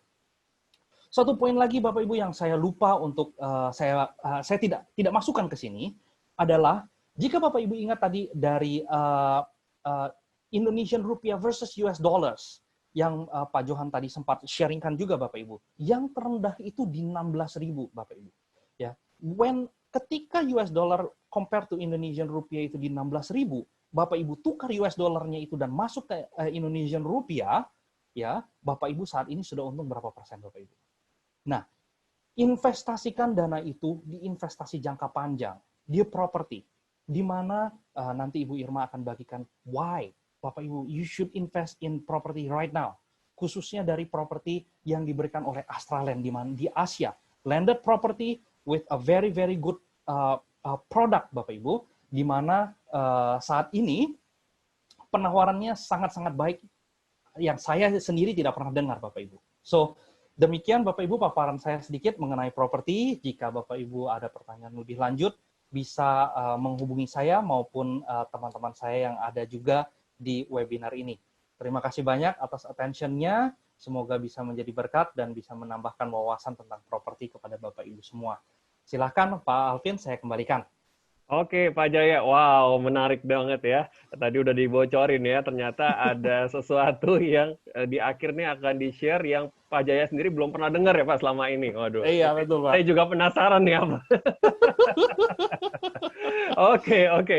Thank you Pak Jaya. Ini menarik sekali pemaparannya gitu, ngasih reason yang sangat kuat sekali buat kita semua simak ya, kenapa properti dan kenapa sekarang ya. Satu kumpulan data-data, analisis, dan pemahaman-pemahaman yang membuat kita mengerti ya apa yang harus kita lakukan untuk investasi kita. Oke, tadi udah dibahas mengenai Pak Johan mengenai market outlook ya kan, berbagai instrumen investasi secara khusus di financial keuangan ya di pasar uang, dan juga kita sudah bahas mengenai properti, dan kali ini pastinya kita juga mau dengar apa sih yang sebenarnya developer lakukan ya. Dan mengingat ini adalah normal yang baru gitu kan, so what's the new normal ya. Saya langsung persilakan saja ke Bu Irma Chandra selaku Chief Marketing Officer dari Asia. Silakan Bu untuk pemaparannya. Terima kasih Alvin atas waktunya. Ya. Sebentar saya share screen dulu ya.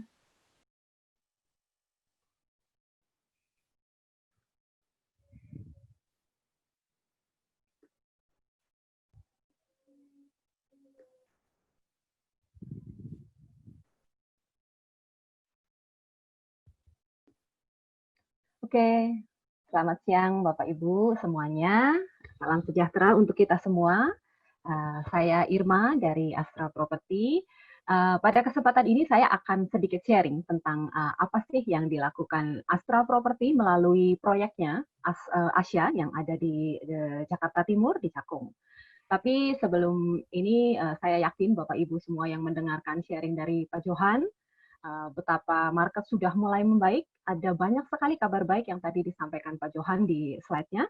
Kemudian ditambah oleh Pak Jaya dengan optimismenya, saya rasa presentasi saya begitu berakhir.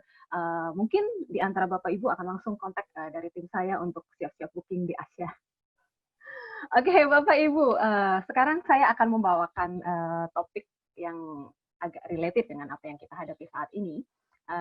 Di sini topik saya berjudul Hello New Normal. Karena new normal itu mau tidak mau adalah suatu yang harus kita hadapi, harus kita jalani, harus kita terima baik dalam hidup kita.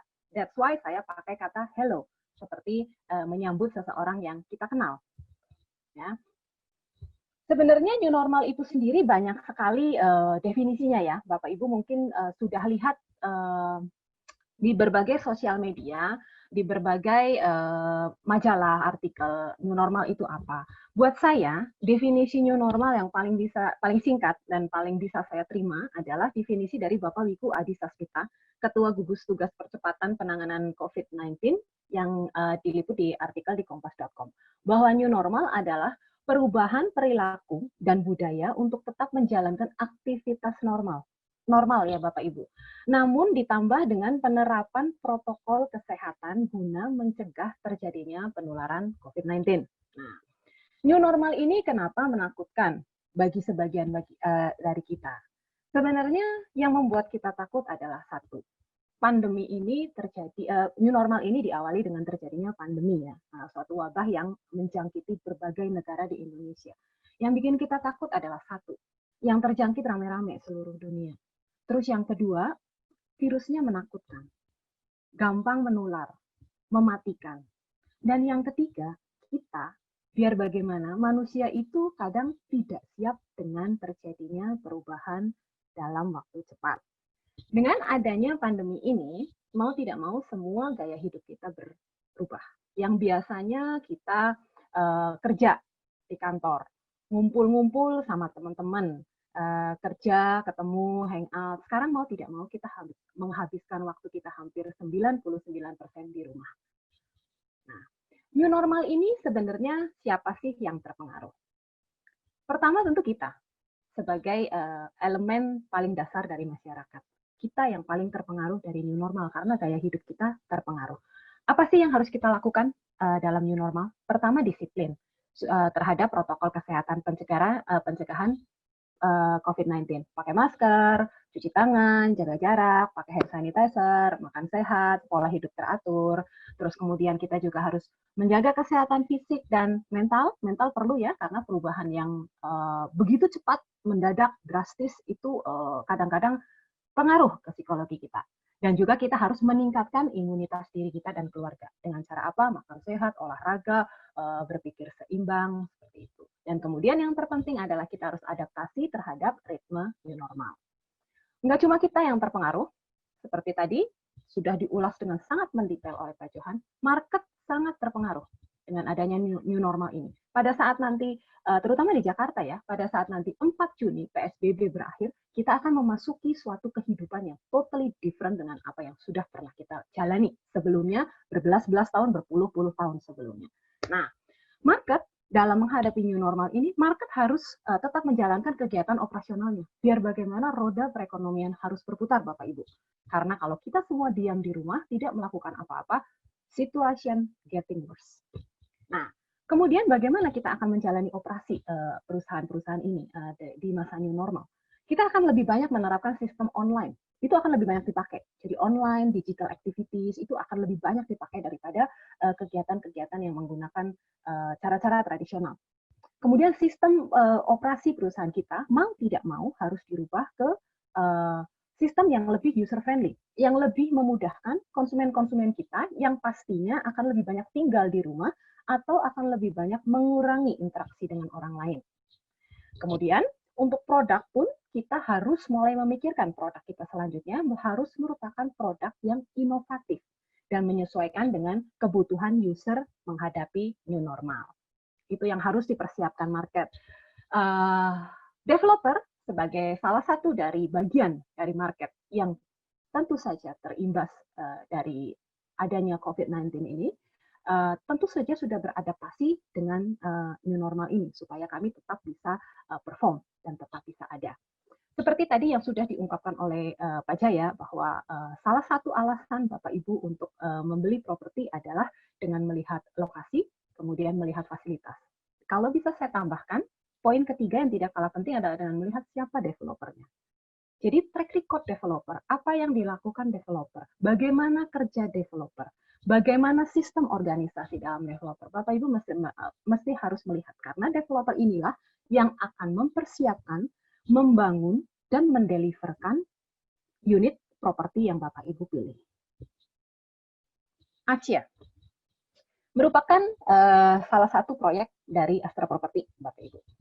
Saya nggak akan cerita banyak tentang Asia, saya hanya akan cerita banyak tentang apa sih yang dilakukan Astra melalui Asia ini.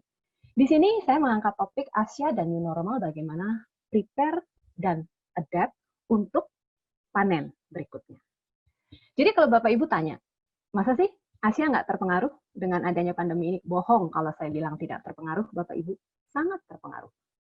Masa sih nggak turun penjualannya? Bohong kalau saya bilang tidak turun. Turun, Bapak Ibu. Semuanya turun. Cuma yang bisa saya katakan, saya sampaikan di sini dengan persiapan yang kami lakukan, Asia masih tetap bisa perform dan masih tetap bisa menghasilkan. Apa yang dilakukan Asia? Oke, sekilas tentang Asia dulu ya. Sebelum saya ngalor ngidul nggak jelas. Asia itu sebuah proyek hunian yang terletak di Jakarta Timur, luasnya 70 hektar, dan kita punya danau di tengah-tengahnya seluas 15 hektar. Konsepnya sendiri ini ya jelas konsep hunian yang terpadu, tapi uniknya adalah kita menerapkan standar yang tinggi dan memiliki fasilitas dan akses yang lengkap. Ini penting untuk menjamin kenyamanan bertempat tinggal. Lokasinya sendiri strategis ya, di Jakarta Timur yang sedang berkembang pesat, seperti tadi Pak Jaya sampaikan bahwa memang pemerintah sedang fokus untuk pengembangan timur Jakarta. Itu benar sekali. Dan kami juga merasakan efeknya terhadap pembangunan infrastruktur yang mensupport pembangunan kami di sini. Asia itu merupakan satu proyek gabungan dari 3 perusahaan dan developer yang memang sudah terkenal dan berpengalaman. Astra Property, Hong Kong Land, dan Modern Land. Masing-masing di sini tuh sudah punya portfolio yang bagus dan sudah menghasilkan berbagai proyek dan bahkan ada yang sudah menghasilkan township yang sudah berjalan. Astra Property sendiri mulai dikembangkan tahun 2013, Bapak Ibu, sebagai bagian dari Astra International, sebuah perusahaan yang memang sudah berusia lebih dari 60 tahun, sudah sukses dalam berorganisasi, kemudian memiliki satu divisi properti yang kemudian berdiri sendiri dan akhirnya mulai mengembangkan proyek-proyek, ada yang sudah serah terima, ada yang sedang mulai dibangun, sedang mulai penjualan. Antara lainnya adalah proyek apartemen high-end di Sudirman, itu Ananda Maya, Bapak Ibu mungkin sudah sering dengar tentang proyek kami yang itu. Terus yang kedua adalah township, satu-satunya township saat ini yang sudah dimiliki oleh Astra Property, yaitu Asya, yang ada di Cakung. Kemudian ada apartemen dengan single tower yang sangat menarik konsepnya, lokasinya juga sangat strategis, ada di TB Simatupang, Arumaya. Kemudian produk terbaru dari kami, apartemen dengan konsep yang lokasi sangat strategis dan konsep menarik, Avania di Gatot Subroto. Fasilitas dan akses tadi sedikit sudah disinggung oleh Pak Jaya, bahwa Asya itu dikelilingi oleh fasilitas yang memang sudah berdiri, jadi bukan berandai-andai, sudah ada. Sekolahnya sudah ada, rumah sakitnya sudah ada, mall-nya sudah ada. Bahkan investor asing yang memang menanamkan modal di kawasan Asya itu terbilang cukup banyak. Jadi ada IKEA, ada Lotte juga sudah masuk, Aeon sudah beroperasi. Dan untuk IKEA ini memang masih dalam tahap pembangunan, Bapak Ibu. Cuma saya juga quite surprise ya, waktu setelah 2 bulan saya work from home, tidak keluar rumah sama sekali, akhirnya pada tanggal 27 kemarin saya harus ke kantor karena ada acara. Saya lihat progres pembangunan IKEA yang saya kira akan berhenti pada saat masa pandemi ini, ternyata tidak. Tetap berjalan. Sayang sekali saya tidak sempat memasukkan slide fotonya di materi ini. Sudah berjalan dengan sangat pesat dan optimis akan dibuka akhir tahun ini. Jadi menambah satu fasilitas lagi yang memang sudah ada di sekitar Asya. Nah, sekarang saya akan cerita apa sih yang dilakukan Asya. Jadi Asya melalui Astra Property yang memang memiliki sistem organisasi yang sudah terencana dan sangat rapi. Sejak awal bulan Maret, tepatnya pertengahan bulan Maret, di mana kita sudah mulai gencar bahwa jumlah penderita corona di Indonesia meningkat dengan pesat dalam jumlah yang besar. Di situ kami sudah mulai melakukan hal yang totally different dengan apa yang sudah kita lakukan sehari-hari. Antara lain kami sudah mulai menerapkan prosedur protokol kesehatan pencegahan COVID-19 di sales gallery kami, tempat di mana banyak kunjungan terjadi. Jadi orang masuk pertama pasti di-scan. Terus kami juga menyediakan hand sanitizer. Kemudian semua sabun cuci di sales gallery kami diganti dengan sabun antiseptik. Dan semua touch point akan dibersihkan 4 kali dalam sehari dengan cairan disinfektan. Itu sudah kami lakukan di mana belum terjadi PSBB, Bapak Ibu. Jadi Bapak Ibu bisa lihat nih, sebagai developer, kita memperhatikan kenyamanan pembeli kita dari awal sebelum beli pun seperti apa. Ini sudah kita siapkan dari mid-Maret ya, Bapak Ibu. Kemudian kita juga concern bahwa penyebaran itu terjadi dalam kelompok yang besar. Makanya kami sistem operasional dan marketing galeri kami itu menerapkan sistem pembatasan. Jadi hanya 1 slot untuk 1 invitation dan dibatasi 10 slot 1 hari. Itu sebelum PSBB ya Bapak Ibu, kami sudah sangat concern. Jadi masing-masing kelompok yang ingin visiting ke marketing galeri kami itu benar-benar merasa nyaman tanpa takut ketemu orang, takut ketularan. Karena pada saat itu kan orang belum tahu nularnya lewat apa, bisa bagaimana, itu semuanya masih sangat rancu pada bulan Maret itu. Kemudian kami juga punya show unit di Asya ya. Kita ada 4 show unit yang bisa Bapak Ibu kunjungi di situ.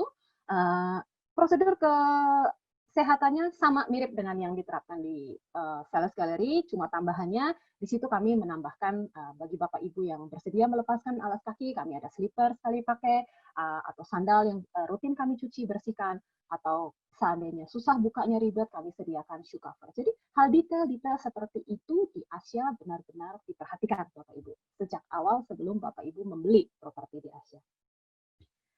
Kemudian kita masuk ke tahap kedua, poin kedua yang dilakukan Asya, yaitu adapt atau menyesuaikan. Nah, kalau tadi prepare itu adalah hal yang kita lakukan terhadap internal Asya sendiri. Bagaimana kami prepare, bagaimana kami mempersiapkan istilahnya pasukan kita untuk menghadapi new normal, dan waktu itu belum ada istilah new normal, menghadapi masa pandemi ini. Yang kedua poinnya adalah adapt. Nah, adapt ini akan terbagi 2. 1, kembali lagi masih tetap ke internal, dan yang kedua adalah bagaimana kami beradaptasi dari sisi konsumen kita. Yang pertama, adapt ini ada yang sudah kita lakukan, dan terus kita kembangkan. Salah satunya misalkan dari desain konsep. Dengan adanya new normal ini, orang mungkin akan lebih lama di rumah ya, Bapak Ibu.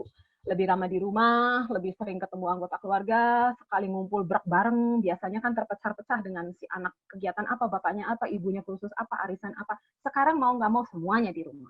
Nah, yang awalnya mungkin rumah dengan bangunan sekian, ruangan sekian, mungkin oke, that's fine.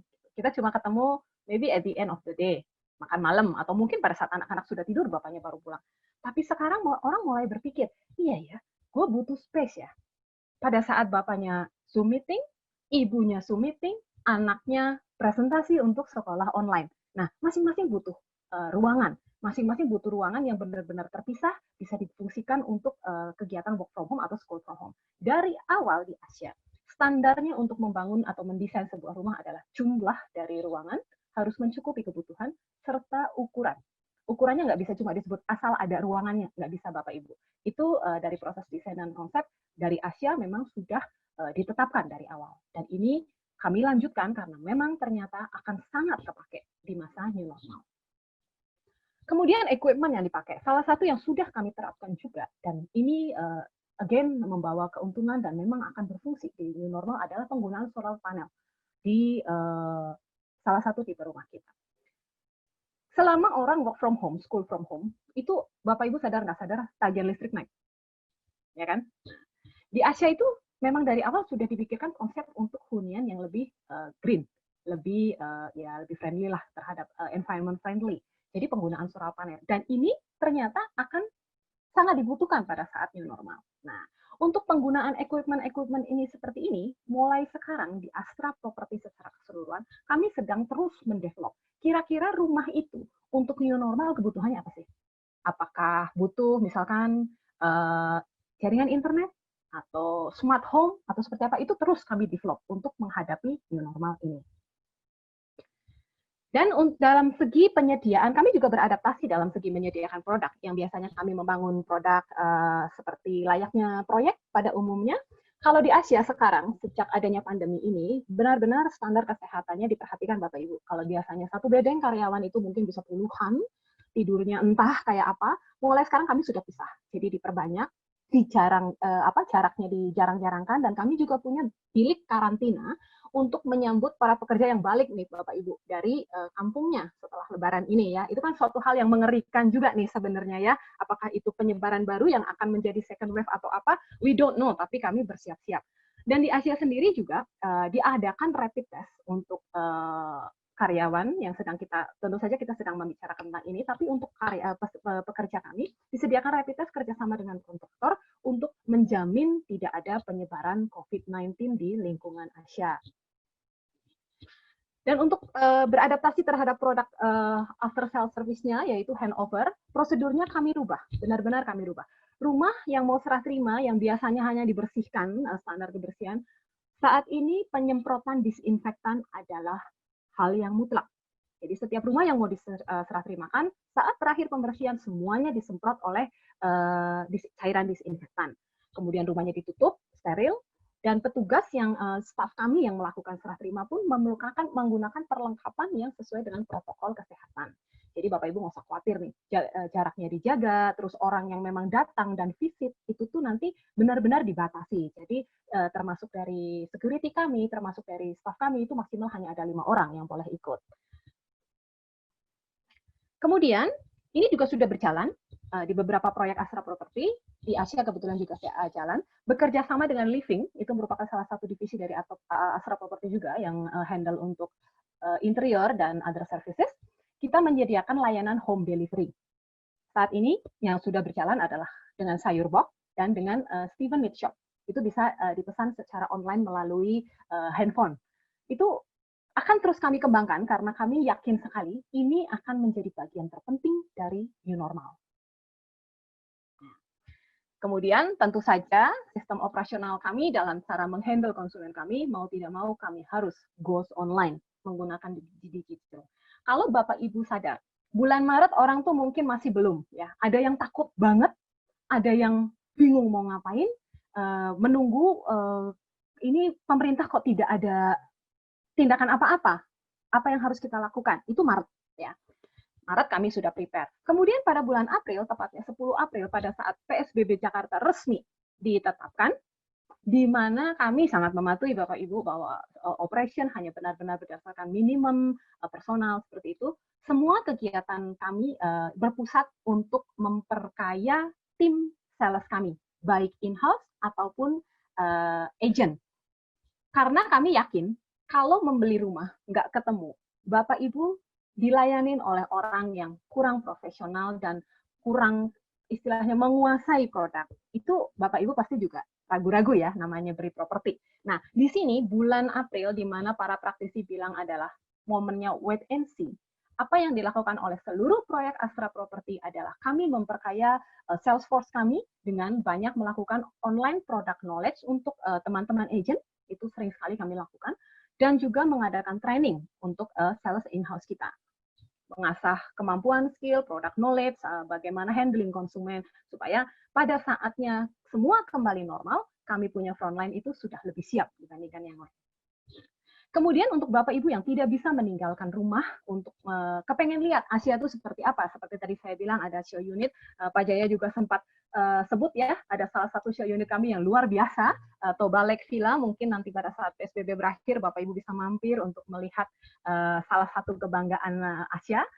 Di sini kami melakukan Asia Virtual Tour. Jadi Bapak Ibu bisa lihat tiap ruangan, berapa dimensinya, ruangan apa, hanya melalui handphone Bapak Ibu sendiri dengan dipandu oleh sales kami. Jadi memudahkan Bapak Ibu. Misalkan saya kepengen lihat tipe rumah maninjau. Oke Pak, Bu, ini linknya bisa lihat melalui virtual tour. Itu yang giat kami lakukan. Dan pada ujungnya kami menyediakan untuk online booking dan transaction di mana Bapak Ibu dan sales kami bisa melakukan transaksi pembelian unit, pemilihan unit, ilustrasi pembayaran dari tempat yang berbeda masing-masing dari rumahnya masing-masing. Ini juga salah satu hal baru yang dilakukan Asia Bapak Ibu. Terobosan baru yang dilakukan developer untuk menjamin kenyamanan dari konsumen yang sudah membeli. Jadi kami melakukan do it yourself dan virtual handover. Nah, virtual handover ini kita lakukan karena apa? Pada saat dilakukannya PSBB, banyak sekali orang yang memang tidak mau keluar rumah, Bapak Ibu. Itu fase-fase ketakutan ya pada bulan April. Nah, tapi kewajiban kami untuk menyerahkan rumah yang memang sudah saatnya diterima oleh konsumen, kami tidak mau ingkar janji begitu saja dengan oh no ini pandemi ada seperti itu, that's no excuse. Jadi kami terus memikirkan cara apa yang bisa dilakukan oleh Astra Property supaya konsumen tetap mendapatkan haknya tetap waktu. Kemudian ini sudah dilakukan Bapak Ibu dan sedang terus dilakukan. Jadi ini potongan-potongan dari video ya Bapak Ibu, sebenarnya nanti ada videonya gitu. Jadi salah satu staf estate kami akan melakukan Zoom online dengan Bapak Ibu, dengan semua dokumen yang sudah dikirimkan sebelumnya, termasuk form checklist. Kemudian pertama akan datang ke rumahnya, memastikan bloknya benar, kemudian form checklistnya akan dibaca bersama-sama, dan tiap ruangan akan dicek bersama-sama, Bapak Ibu bisa, tolong dong di Zoom bagian itunya, seperti itu, sampai dengan menunjukkan, oke Bu, Pak, sudah selesai, ini dokumennya yang akan dikirimkan ke alamat Bapak dan Ibu masing-masing. Jadi itu salah satu terobosan yang dilakukan Astra Property bahwa pandemi ini tidak menghentikan kami untuk melakukan dan mendeliver hak-hak konsumen sesuai dengan janji kami. Kemudian kita juga tetap seperti yang saya bilang memasuki poin kedua, adapt, itu kita tetap beradaptasi dengan situasi yang dialami oleh konsumen sebagai bagian penting dari Asia. Jadi kami sering sekali berinteraksi dengan konsumen untuk encourage mereka, meyakinkan mereka, karena tadi saya di awal juga bilang bahwa kesehatan psikologis itu penting dalam menghadapi perubahan. Kami sering sekali sharing melalui acara virtual, jadi webinar-webinar seperti ini sering sekali dilakukan di Astra Property. Jadi kita membahas topik tentang investasi cerdas di masa pandemi. Kita juga ada yang tadinya kita lakukan sebulan sekali, biasanya di Asia itu ada door prize ya, untuk orang yang sudah beli, jadi penarikan undian sebulan sekali, consumer gathering. Itu kita coba lakukan secara online dan berhasil, Bapak Ibu. Jadi di situ kami tetap bisa ketemu, berinteraksi dengan konsumen-konsumen kita. Kemudian kita juga meng-guide pihak ketiga untuk bicara dan mendiskusikan ini pandemi ini gimana sih, apa yang harus kita lakukan sih, gitu kan. Karena sebenarnya pada masa pandemi ini itu tidak nggak semuanya jelek kok Bapak Ibu. Selalu ada hal baik dari setiap kejadian. Dalam satu sisi mata uang selalu ada dua sisi. Nah, ini yang ditunggu-tunggu Pak Jaya dari tadi, ya. Sebagai wujud kita untuk dari Asia untuk melihat memperhatikan kebutuhan konsumen pada saat ini. Jadi dari bulan Maret itu kami sudah mapping dan sudah memetakan konsumen kami itu sebenarnya kebutuhannya apa. Apa yang mereka butuhkan pada saat pandemi ini. Baik konsumen yang akan beli atau konsumen yang sudah beli. Jadi kami coba terjemahkan dalam berbagai program di setiap bulan. Nah, puncaknya menyambut dibukanya kembali dan berakhirnya PSBB di Jakarta. Di saat kita memasuki new normal, Astra Property melalui Asia melakukan satu hal yang belum pernah dilakukan sebelumnya, yaitu memberikan diskon. Nah, ya, Bapak Ibu, Astra Property terkenal tidak pernah memberikan diskon. Mungkin Pak Jaya sebagai pembeli bisa memberikan testimoni bahwa pada saat beli juga tidak diberikan diskon.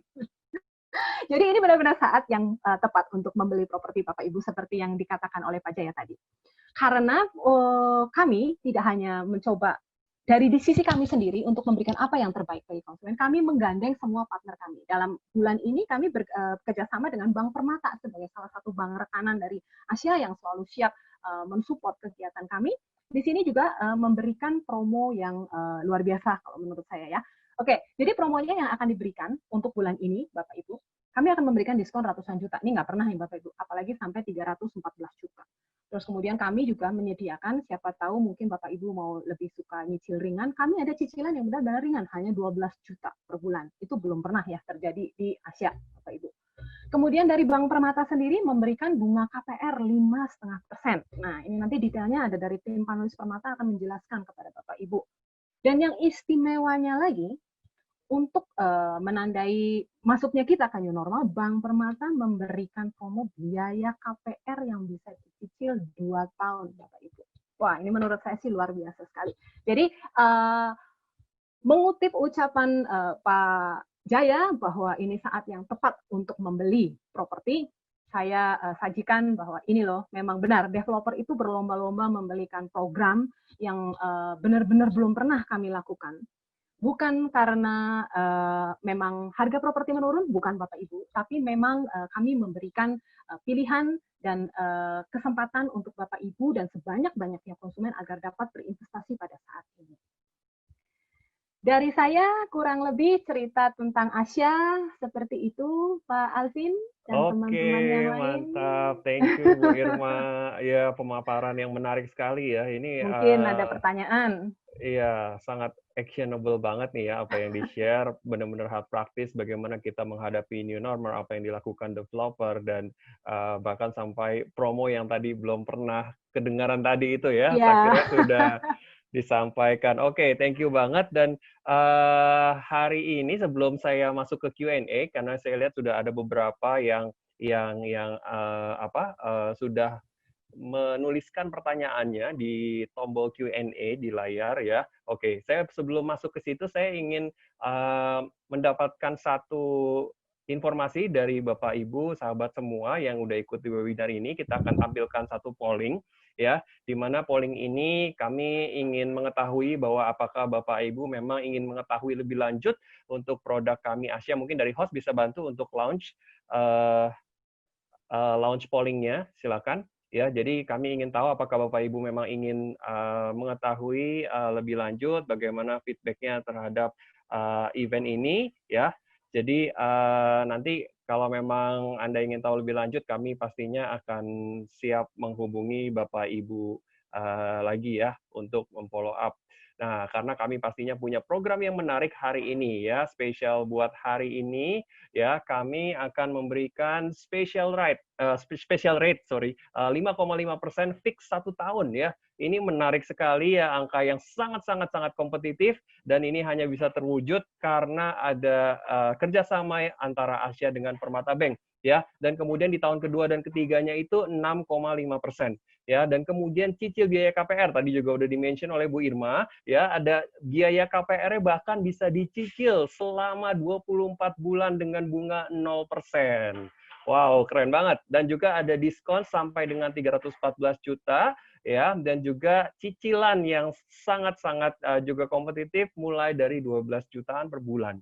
Ya, ini program yang menarik, program yang sangat mengerti cash flow Anda hari ini ya. Oke, dan juga buat Permata Bank Priority juga pastinya tetap bisa menikmati benefit-benefit yang Permata Bank sudah berikan ya. Ada promo Garuda cashback 10%, buy one get one, pembelian tiket XX1 ya, bebas biaya transaksi melalui Permata Mobile X dan di ATM seluruh dunia, free safe deposit box, layanan airport pick up dari dan ke bandara, hadiah spesial di hari istimewa hanya bagi Anda, dan juga program spesial cashback hingga 10 juta dengan menjadi nasabah Permata Bank Priority hingga Juni 2020. Oke, jadi program-program ini pastinya spesial buat Bapak Ibu yang udah hadir di forum webinar kami hari ini. Ya, oke, saya akan lanjutkan ke pertanyaan karena ada beberapa yang udah nanya. Saya ingin mulai dengan ke Pak Johan dulu nih, Pak Johan. Jadi ada pertanyaan, saya ada 2 pertanyaan ini yang saya lihat ya. Mengenai dana darurat, kita tahu ada berbagai tipe financial struktur ya untuk individu ini bisa menaruh uangnya begitu ya. Nah, ini mengenai dana darurat, apakah uang yang ada di dana darurat kita ini boleh kita cemplungkan nih ke instrumen investasi seperti yang di obligasi, reksadana, pasar uang, maupun yang lainnya? Karena kan katanya opportunity-nya lagi bagus sekarang ini ya. Nah, kalau memang iya, apa nih rekomendasi produknya? Oke, itu yang pertama. Silakan dijawab dulu, Pak Johan. Oke, terima kasih Pak Alvin. Oke, Pak, untuk dana darurat, apakah boleh dimasukkan ke investasi? Sebenarnya, ya, saya nggak bisa bilang nggak boleh juga ya, Pak, ya, karena kan itu dananya Bapak. Tapi sebenarnya hakikat dari dana darurat itu adalah dana yang disimpan kalau misalnya terjadi kejadian emergensi ya, atau sesuatu yang tidak terduga. Jadi sebenarnya ini adalah dana yang dipisah dari porsi investasi Bapak. Ya, justru ini adalah ada elemen basic gitu ya, yang pertama kali harus dipenuhi sebelum setiap orang itu mulai berinvestasi. Jadi kalau misalnya dana daruratnya itu belum terpenuhi, sebaiknya jangan investasi dulu, tapi penuhi dana daruratnya dulu. Nah, dana darurat ini kan juga bermacam-macam ininya ya, besarnya ya Pak ya, tergantung dari kebutuhan, tergantung dari jumlah tanggungan, biasanya betul jumlah pengeluaran. Ada yang bilang bahwa dana darurat itu kalau misalnya masih single atau karyawan itu 3 kali pengeluaran bulanan cukup. Tapi kalau misalnya sudah punya tanggungan, sudah punya istri, kemudian anak gitu ya, lebih dari 1 bisa sampai 12 kali pengeluaran bulanan. Nah, ini memang sifatnya teori, ya bisa diikuti, bisa juga tidak. Tapi yang jelas dana darurat ini Bapak atau investor sendiri nih yang harus menentukan, yang harus menghitung kira-kira butuhnya berapa banyak. Nah, setelah dana daruratnya terpenuhi, atau misalnya nih mau dikurangi pun porsinya mau ke investasi, ya silahkan investasinya kemana gitu ya. Pertanyaan berikutnya, ini ada obligasi, reksadana, dan sebagainya. Ini sekali lagi tergantung dari profil risiko dan tujuan investasi ya Pak ya. Saya nggak bisa bilang yang mana yang paling baik gitu ya, tapi basically saat ini semua aset itu sedang murah. Ya, semua aset sedang murah, baik Bapak mau masuk ke obligasi ataupun saham itu boleh, tapi perlu diingat, kalaupun masuk investasi terutama untuk yang resikonya besar seperti reksadana saham atau bahkan saham langsung sekalipun, ini jangka waktunya harus diperhatikan Pak, sebisa mungkin untuk jangka panjang. Ya, karena pada situasi sekarang itu walaupun tadi saya bilang kondisinya valuasi sudah murah, tapi kan resiko itu masih cukup tinggi, uncertainty-nya masih ada, dan ke depan ini masih akan ada fluktuasi di pasar. Itu ya mungkin Pak Alvin. Ya, oke, thank you. Ya, saya rasa cukup jelas ya, Pak Johan. Oke, nah ini nyambung nih Pak ke pertanyaan tadi. Kalau gitu, memang kalau ada dana untuk investasi dalam waktu katakanlah setahun ke depan, ini bagaimana sarannya? Komposisinya baiknya gimana? Kalau memang ada opportunity, apakah kita harus memperbesar komposisinya di saham atau mungkin kita main aman saja? Ini bicara short term berarti ya 1 tahun ke depan. Gimana nih komposisinya, Pak Johan? Oke, kalau 1 tahun ke depan kurang lebih sama sebenarnya. Pertama untuk obligasi mungkin sekarang yang paling bisa diukur gitu ya, karena tadi saya bilang saat ini imbal hasil itu sekitar 7,3%, mungkin dalam jangka waktu pendek bisa turun sampai 7,0 gitu ya. Nah, biasanya kalau imbal hasil turun, harga obligasi naik. Jadi mungkin yang pertama bisa dikoleksi itu adalah obligasi, baik itu obligasi sekunder seperti ORI, Sukuk gitu ya, ataupun reksadana pendapatan tetap yang di dalamnya itu diinvestasikan di pasar obligasi. Nah, kemudian yang kedua adalah saham. Saham ini perhatikan juga profil resiko harus agresif dan lakukan secara bertahap ya Pak ya. Sebisa mungkin jangan sekaligus gitu ya, karena kan pasarnya tadi masih fluktuatif, sehingga kalau misalnya nanti ke depan ada penurunan di pasar saham, Bapak masih ada peluru gitu untuk masuk ya. Lebih baik bertahap dibandingkan sekaligus. Porsinya ini disesuaikan dengan kebutuhan Bapak, profil risiko Bapak. Kalau misalnya emang Bapak sudah punya portfolio cukup besar di obligasi, sementara Bapak itu profil risikonya agresif, sebenarnya boleh ditambah di pasar saham. Sebaliknya kalau udah kebanyakan di pasar saham, mungkin boleh Bapak invest di pendapatan tetap untuk mengurangi risiko. Seperti itu ya Pak Alvin. Oke. Balik lagi berarti ke profil sebenarnya ya, itu yang harus Betul, kita iya. gali ya, profil resiko kita dan disesuaikan dengan itu. Oke, Pak Johan, thank you banget. Nah, ini ada pertanyaan tentang properti nih, Pak Jaya ya. Saya arahkan ini ke Pak Jaya. Pak, ini ada yang bertanya, kalau untuk memiliki properti dan menjaga properti ini setiap tahun, apa saja mungkin biaya-biaya yang harus kita bayarkan atau biaya-biaya yang harus jadi concern kita nih, Pak? Mungkin Biaya-biaya boleh untuk sharing. properti sebenarnya very simple Bapak Ibu. Biaya-biayanya itu adalah PBB, ya Bapak Ibu, itu adalah pajak and service charge Bapak Ibu untuk memaintain aset di mana Bapak Ibu itu miliki, contohnya di dalam hal ini adalah properti. So service charge untuk memelihara, service charge dan biaya pemeliharaan ya Bapak Ibu itu pasti ada di semua aset Bapak Ibu. Karena itu memerlukan jasa untuk di-maintain. So, untuk maintain properti tahun demi tahun hanya itu saja Bapak Ibu biayanya. Oke. Iya, Pak Jaya. Oke. Nah, ini ada yang juga kayaknya pengen tahu lebih lanjut mengenai Remax nih. Ya, Oh, kan tadi Bapak sempat share bahwa ternyata ada di 115 negara, betul ya Pak Jaya ya? betul. Nah, apakah bisa membantu di Australia juga nih? Ini pertanyaannya kayaknya ini serius buyer nih, Pak. Silakan Pak Ya, Jaya. so kalau misalnya Remax ada di hampir seluruh negara, Bapak Ibu ya. Of course, Australia adalah salah satunya. Saat ini properti-properti di Australia itu sedang mengalami correction and a very deep correction. Kenapa? Karena banyak sekali properti di Australia ini khususnya di tempat-tempat di mana banyak murid, students, international students. Pada saat ini international students-nya nggak bisa balik Bapak Ibu ke Australia. International students khususnya dari China yang banyak sekali datang di Australia itu stuck, nyangkut di China, nggak bisa balik. So banyak sekali properti-properti khususnya di city, di CBD atau di dekat-dekat sekolah yang sebenarnya yield-nya sangat tinggi saat ini dalam keadaan kosong. Ya, dalam keadaan kosong, pemiliknya memiliki hutang di bank, maka ada banyak sekali opportunity untuk properti-properti di Australia. Dan tentunya Remax bisa membantu Bapak Ibu. Oke. Sepertinya tadi udah ada chat ya yang di drop di chat box ya oleh Pak Jaya tadi ya untuk nomor yang bisa dihubungi ya Pak Jaya ya. Iya, betul. Oke. Jadi buat Bapak yang bertanya tadi, saya rasa silahkan aja kalau ingin mau tahu lebih lanjut mengenai Remax ya di Australia. Oke, sip. Thank you. Dan ini ada pertanyaan lagi nih ya. Saya tujukan juga ke Pak Jaya. Pak, ini ada pertanyaan mengenai prediksi ke depan.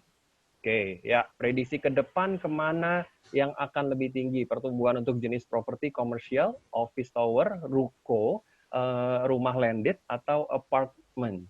Nah, gimana melihat ini, Pak? Bapak Ibu harus bisa melihat demand-nya Bapak Ibu pada saat ini apa yang sedang terjadi ketika PSBB dilakukan. Itu adalah work from home. So, demand untuk office tower seperti apa, Bapak Ibu bisa menilai sendiri kalau misalnya orang-orang bisa work from home ya Bapak Ibu ya. Lalu tadi di presentasi saya selalu bilang ada quote dari Mark Twain, buy land, ya Bapak Ibu. Ya. Jadi beli properti yang di mana ada tanah yang nyangkut di situ. Jadi untuk komersial, untuk rumah landed, Bapak Ibu harus melihat lokasinya juga, high growth location.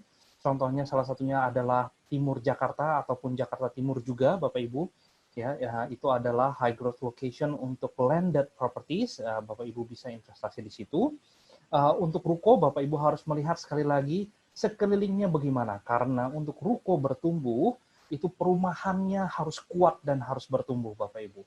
Jadi ketika ada orang yang tinggal di situ, maka orang akan memilih kenyamanan. Ketika orang memilih kenyamanan, mereka ingin bekerja dekat rumah, belanja dekat rumah. Kalau lagi badan kurang enak badan, ke dokter juga dekat rumah. Kalau bisa sekolah, lebih baik dekat rumah juga. So, pilih kenyamanan Bapak Ibu, di mana di situ ada fasilitas yang lengkap untuk Bapak Ibu, untuk dapat Bapak Ibu gunakan. Ya. Seperti itu, Pak.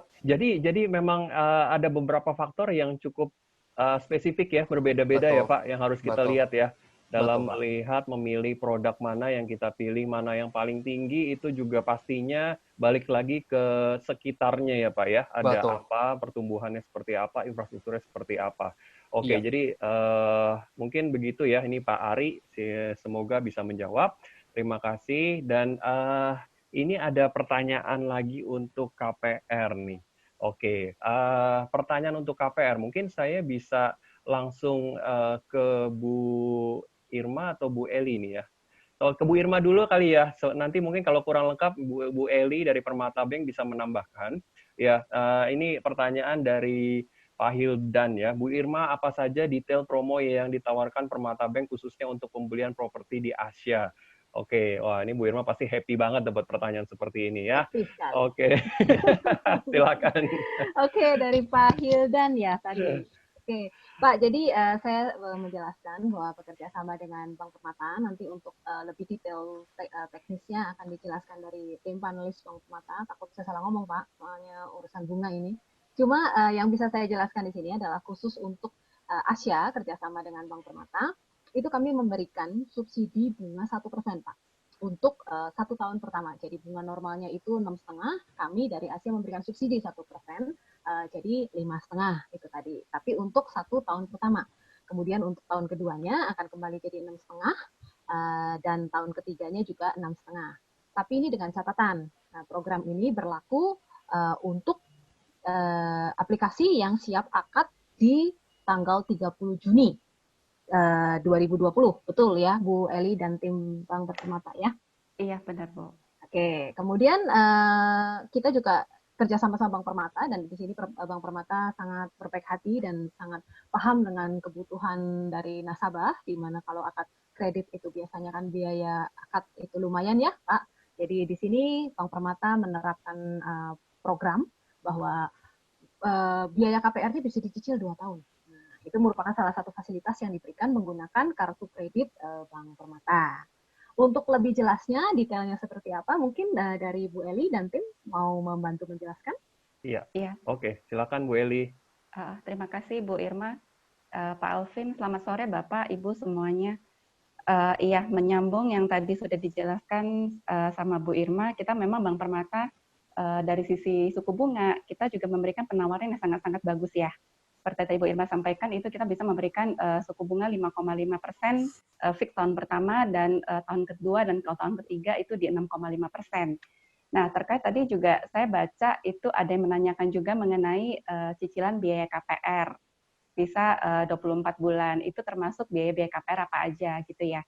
Nah, kalau Bapak Ibu yang selama ini tahu mengenai kredit pemilikan rumah, itu biasanya nasabah itu akan dikenakan namanya biaya administrasi, biaya asuransi jiwa, asuransi kebakaran, terus juga ada biaya notaris nanti terkait dengan pemasangan hak tanggungan. Nah, itu semua bisa dicicil menggunakan kartu kredit Bank Permata, Bapak Ibu. Ya, dengan bunga. Bu Eli, mungkin saya boleh sedikit mempertajam, ada estimasi nggak sih biasanya itu berapa persen dari... Oke, dari plafon KPR ya. Jadi kalau untuk biaya KPR sendiri itu sekitar 3,5 sampai 4% dari plafon KPR, Pak Alvin. Jadi menarik banget. Jadi dapat dana tambahan ya buat customer-customer untuk yang mau KPR, kita memberikan satu kemudahan lagi. Oke, mantap. Thank you Bu Eli penjelasannya. Iya, semoga sudah cukup menjawab ya. Oke, jadi ini Pak Hendrik juga bertanya tadi mengenai cicilan biaya KPR 2 tahun, jadi sudah dijelaskan sekaligus tadi ya, sudah terjawab semua. Oke, baik. Jadi waktu kita sudah habis Bapak Ibu, thank you banget sudah berpartisipasi ya di acara webinar Astraland dengan Asia dan Permata Bank ya, juga bersama Remax Indonesia. Ini menarik sekali sharing hari ini. Terima kasih Pak Jaya, terima kasih Pak Johan, terima kasih Bu Irma, juga Bu Eli yang sudah sharing hari ini. Saya pikir ini pastinya bermanfaat buat kita semua yang mendengarkan. Dan Asia punya banyak program menarik bersama Permata Bank. Kami juga rekanan dengan berbagai agent properti. Salah satu yang kami andalkan juga pastinya Remax. Ini Bapak Ibu silakan bisa menghubungi sales yang di mana Bapak Ibu sudah pernah berhubungan sebelumnya ataupun melalui agent properti kepercayaan Bapak Ibu. Ya, terima kasih sudah join di webinar kali ini dan next event juga pastinya kami punya berbagai webinar, juga berbagai topik yang menarik ya dengan berbagai narasumber. Pastinya kita mau terus belajar ya di masa-masa seperti ini. Alangkah baiknya kita tetap mendengar hal-hal yang positif dan yang baik yang juga memberikan knowledge yang baik buat kita untuk kita bagaimana melakukan bisnis dan menjalankan kehidupan kita mulai dari sekarang dan juga sampai ke depannya. Oke, terima kasih. Saya Alvin dari Astra Property. Thank you buat partisipasi Anda semua hari ini. Selamat sore dan sampai jumpa lagi.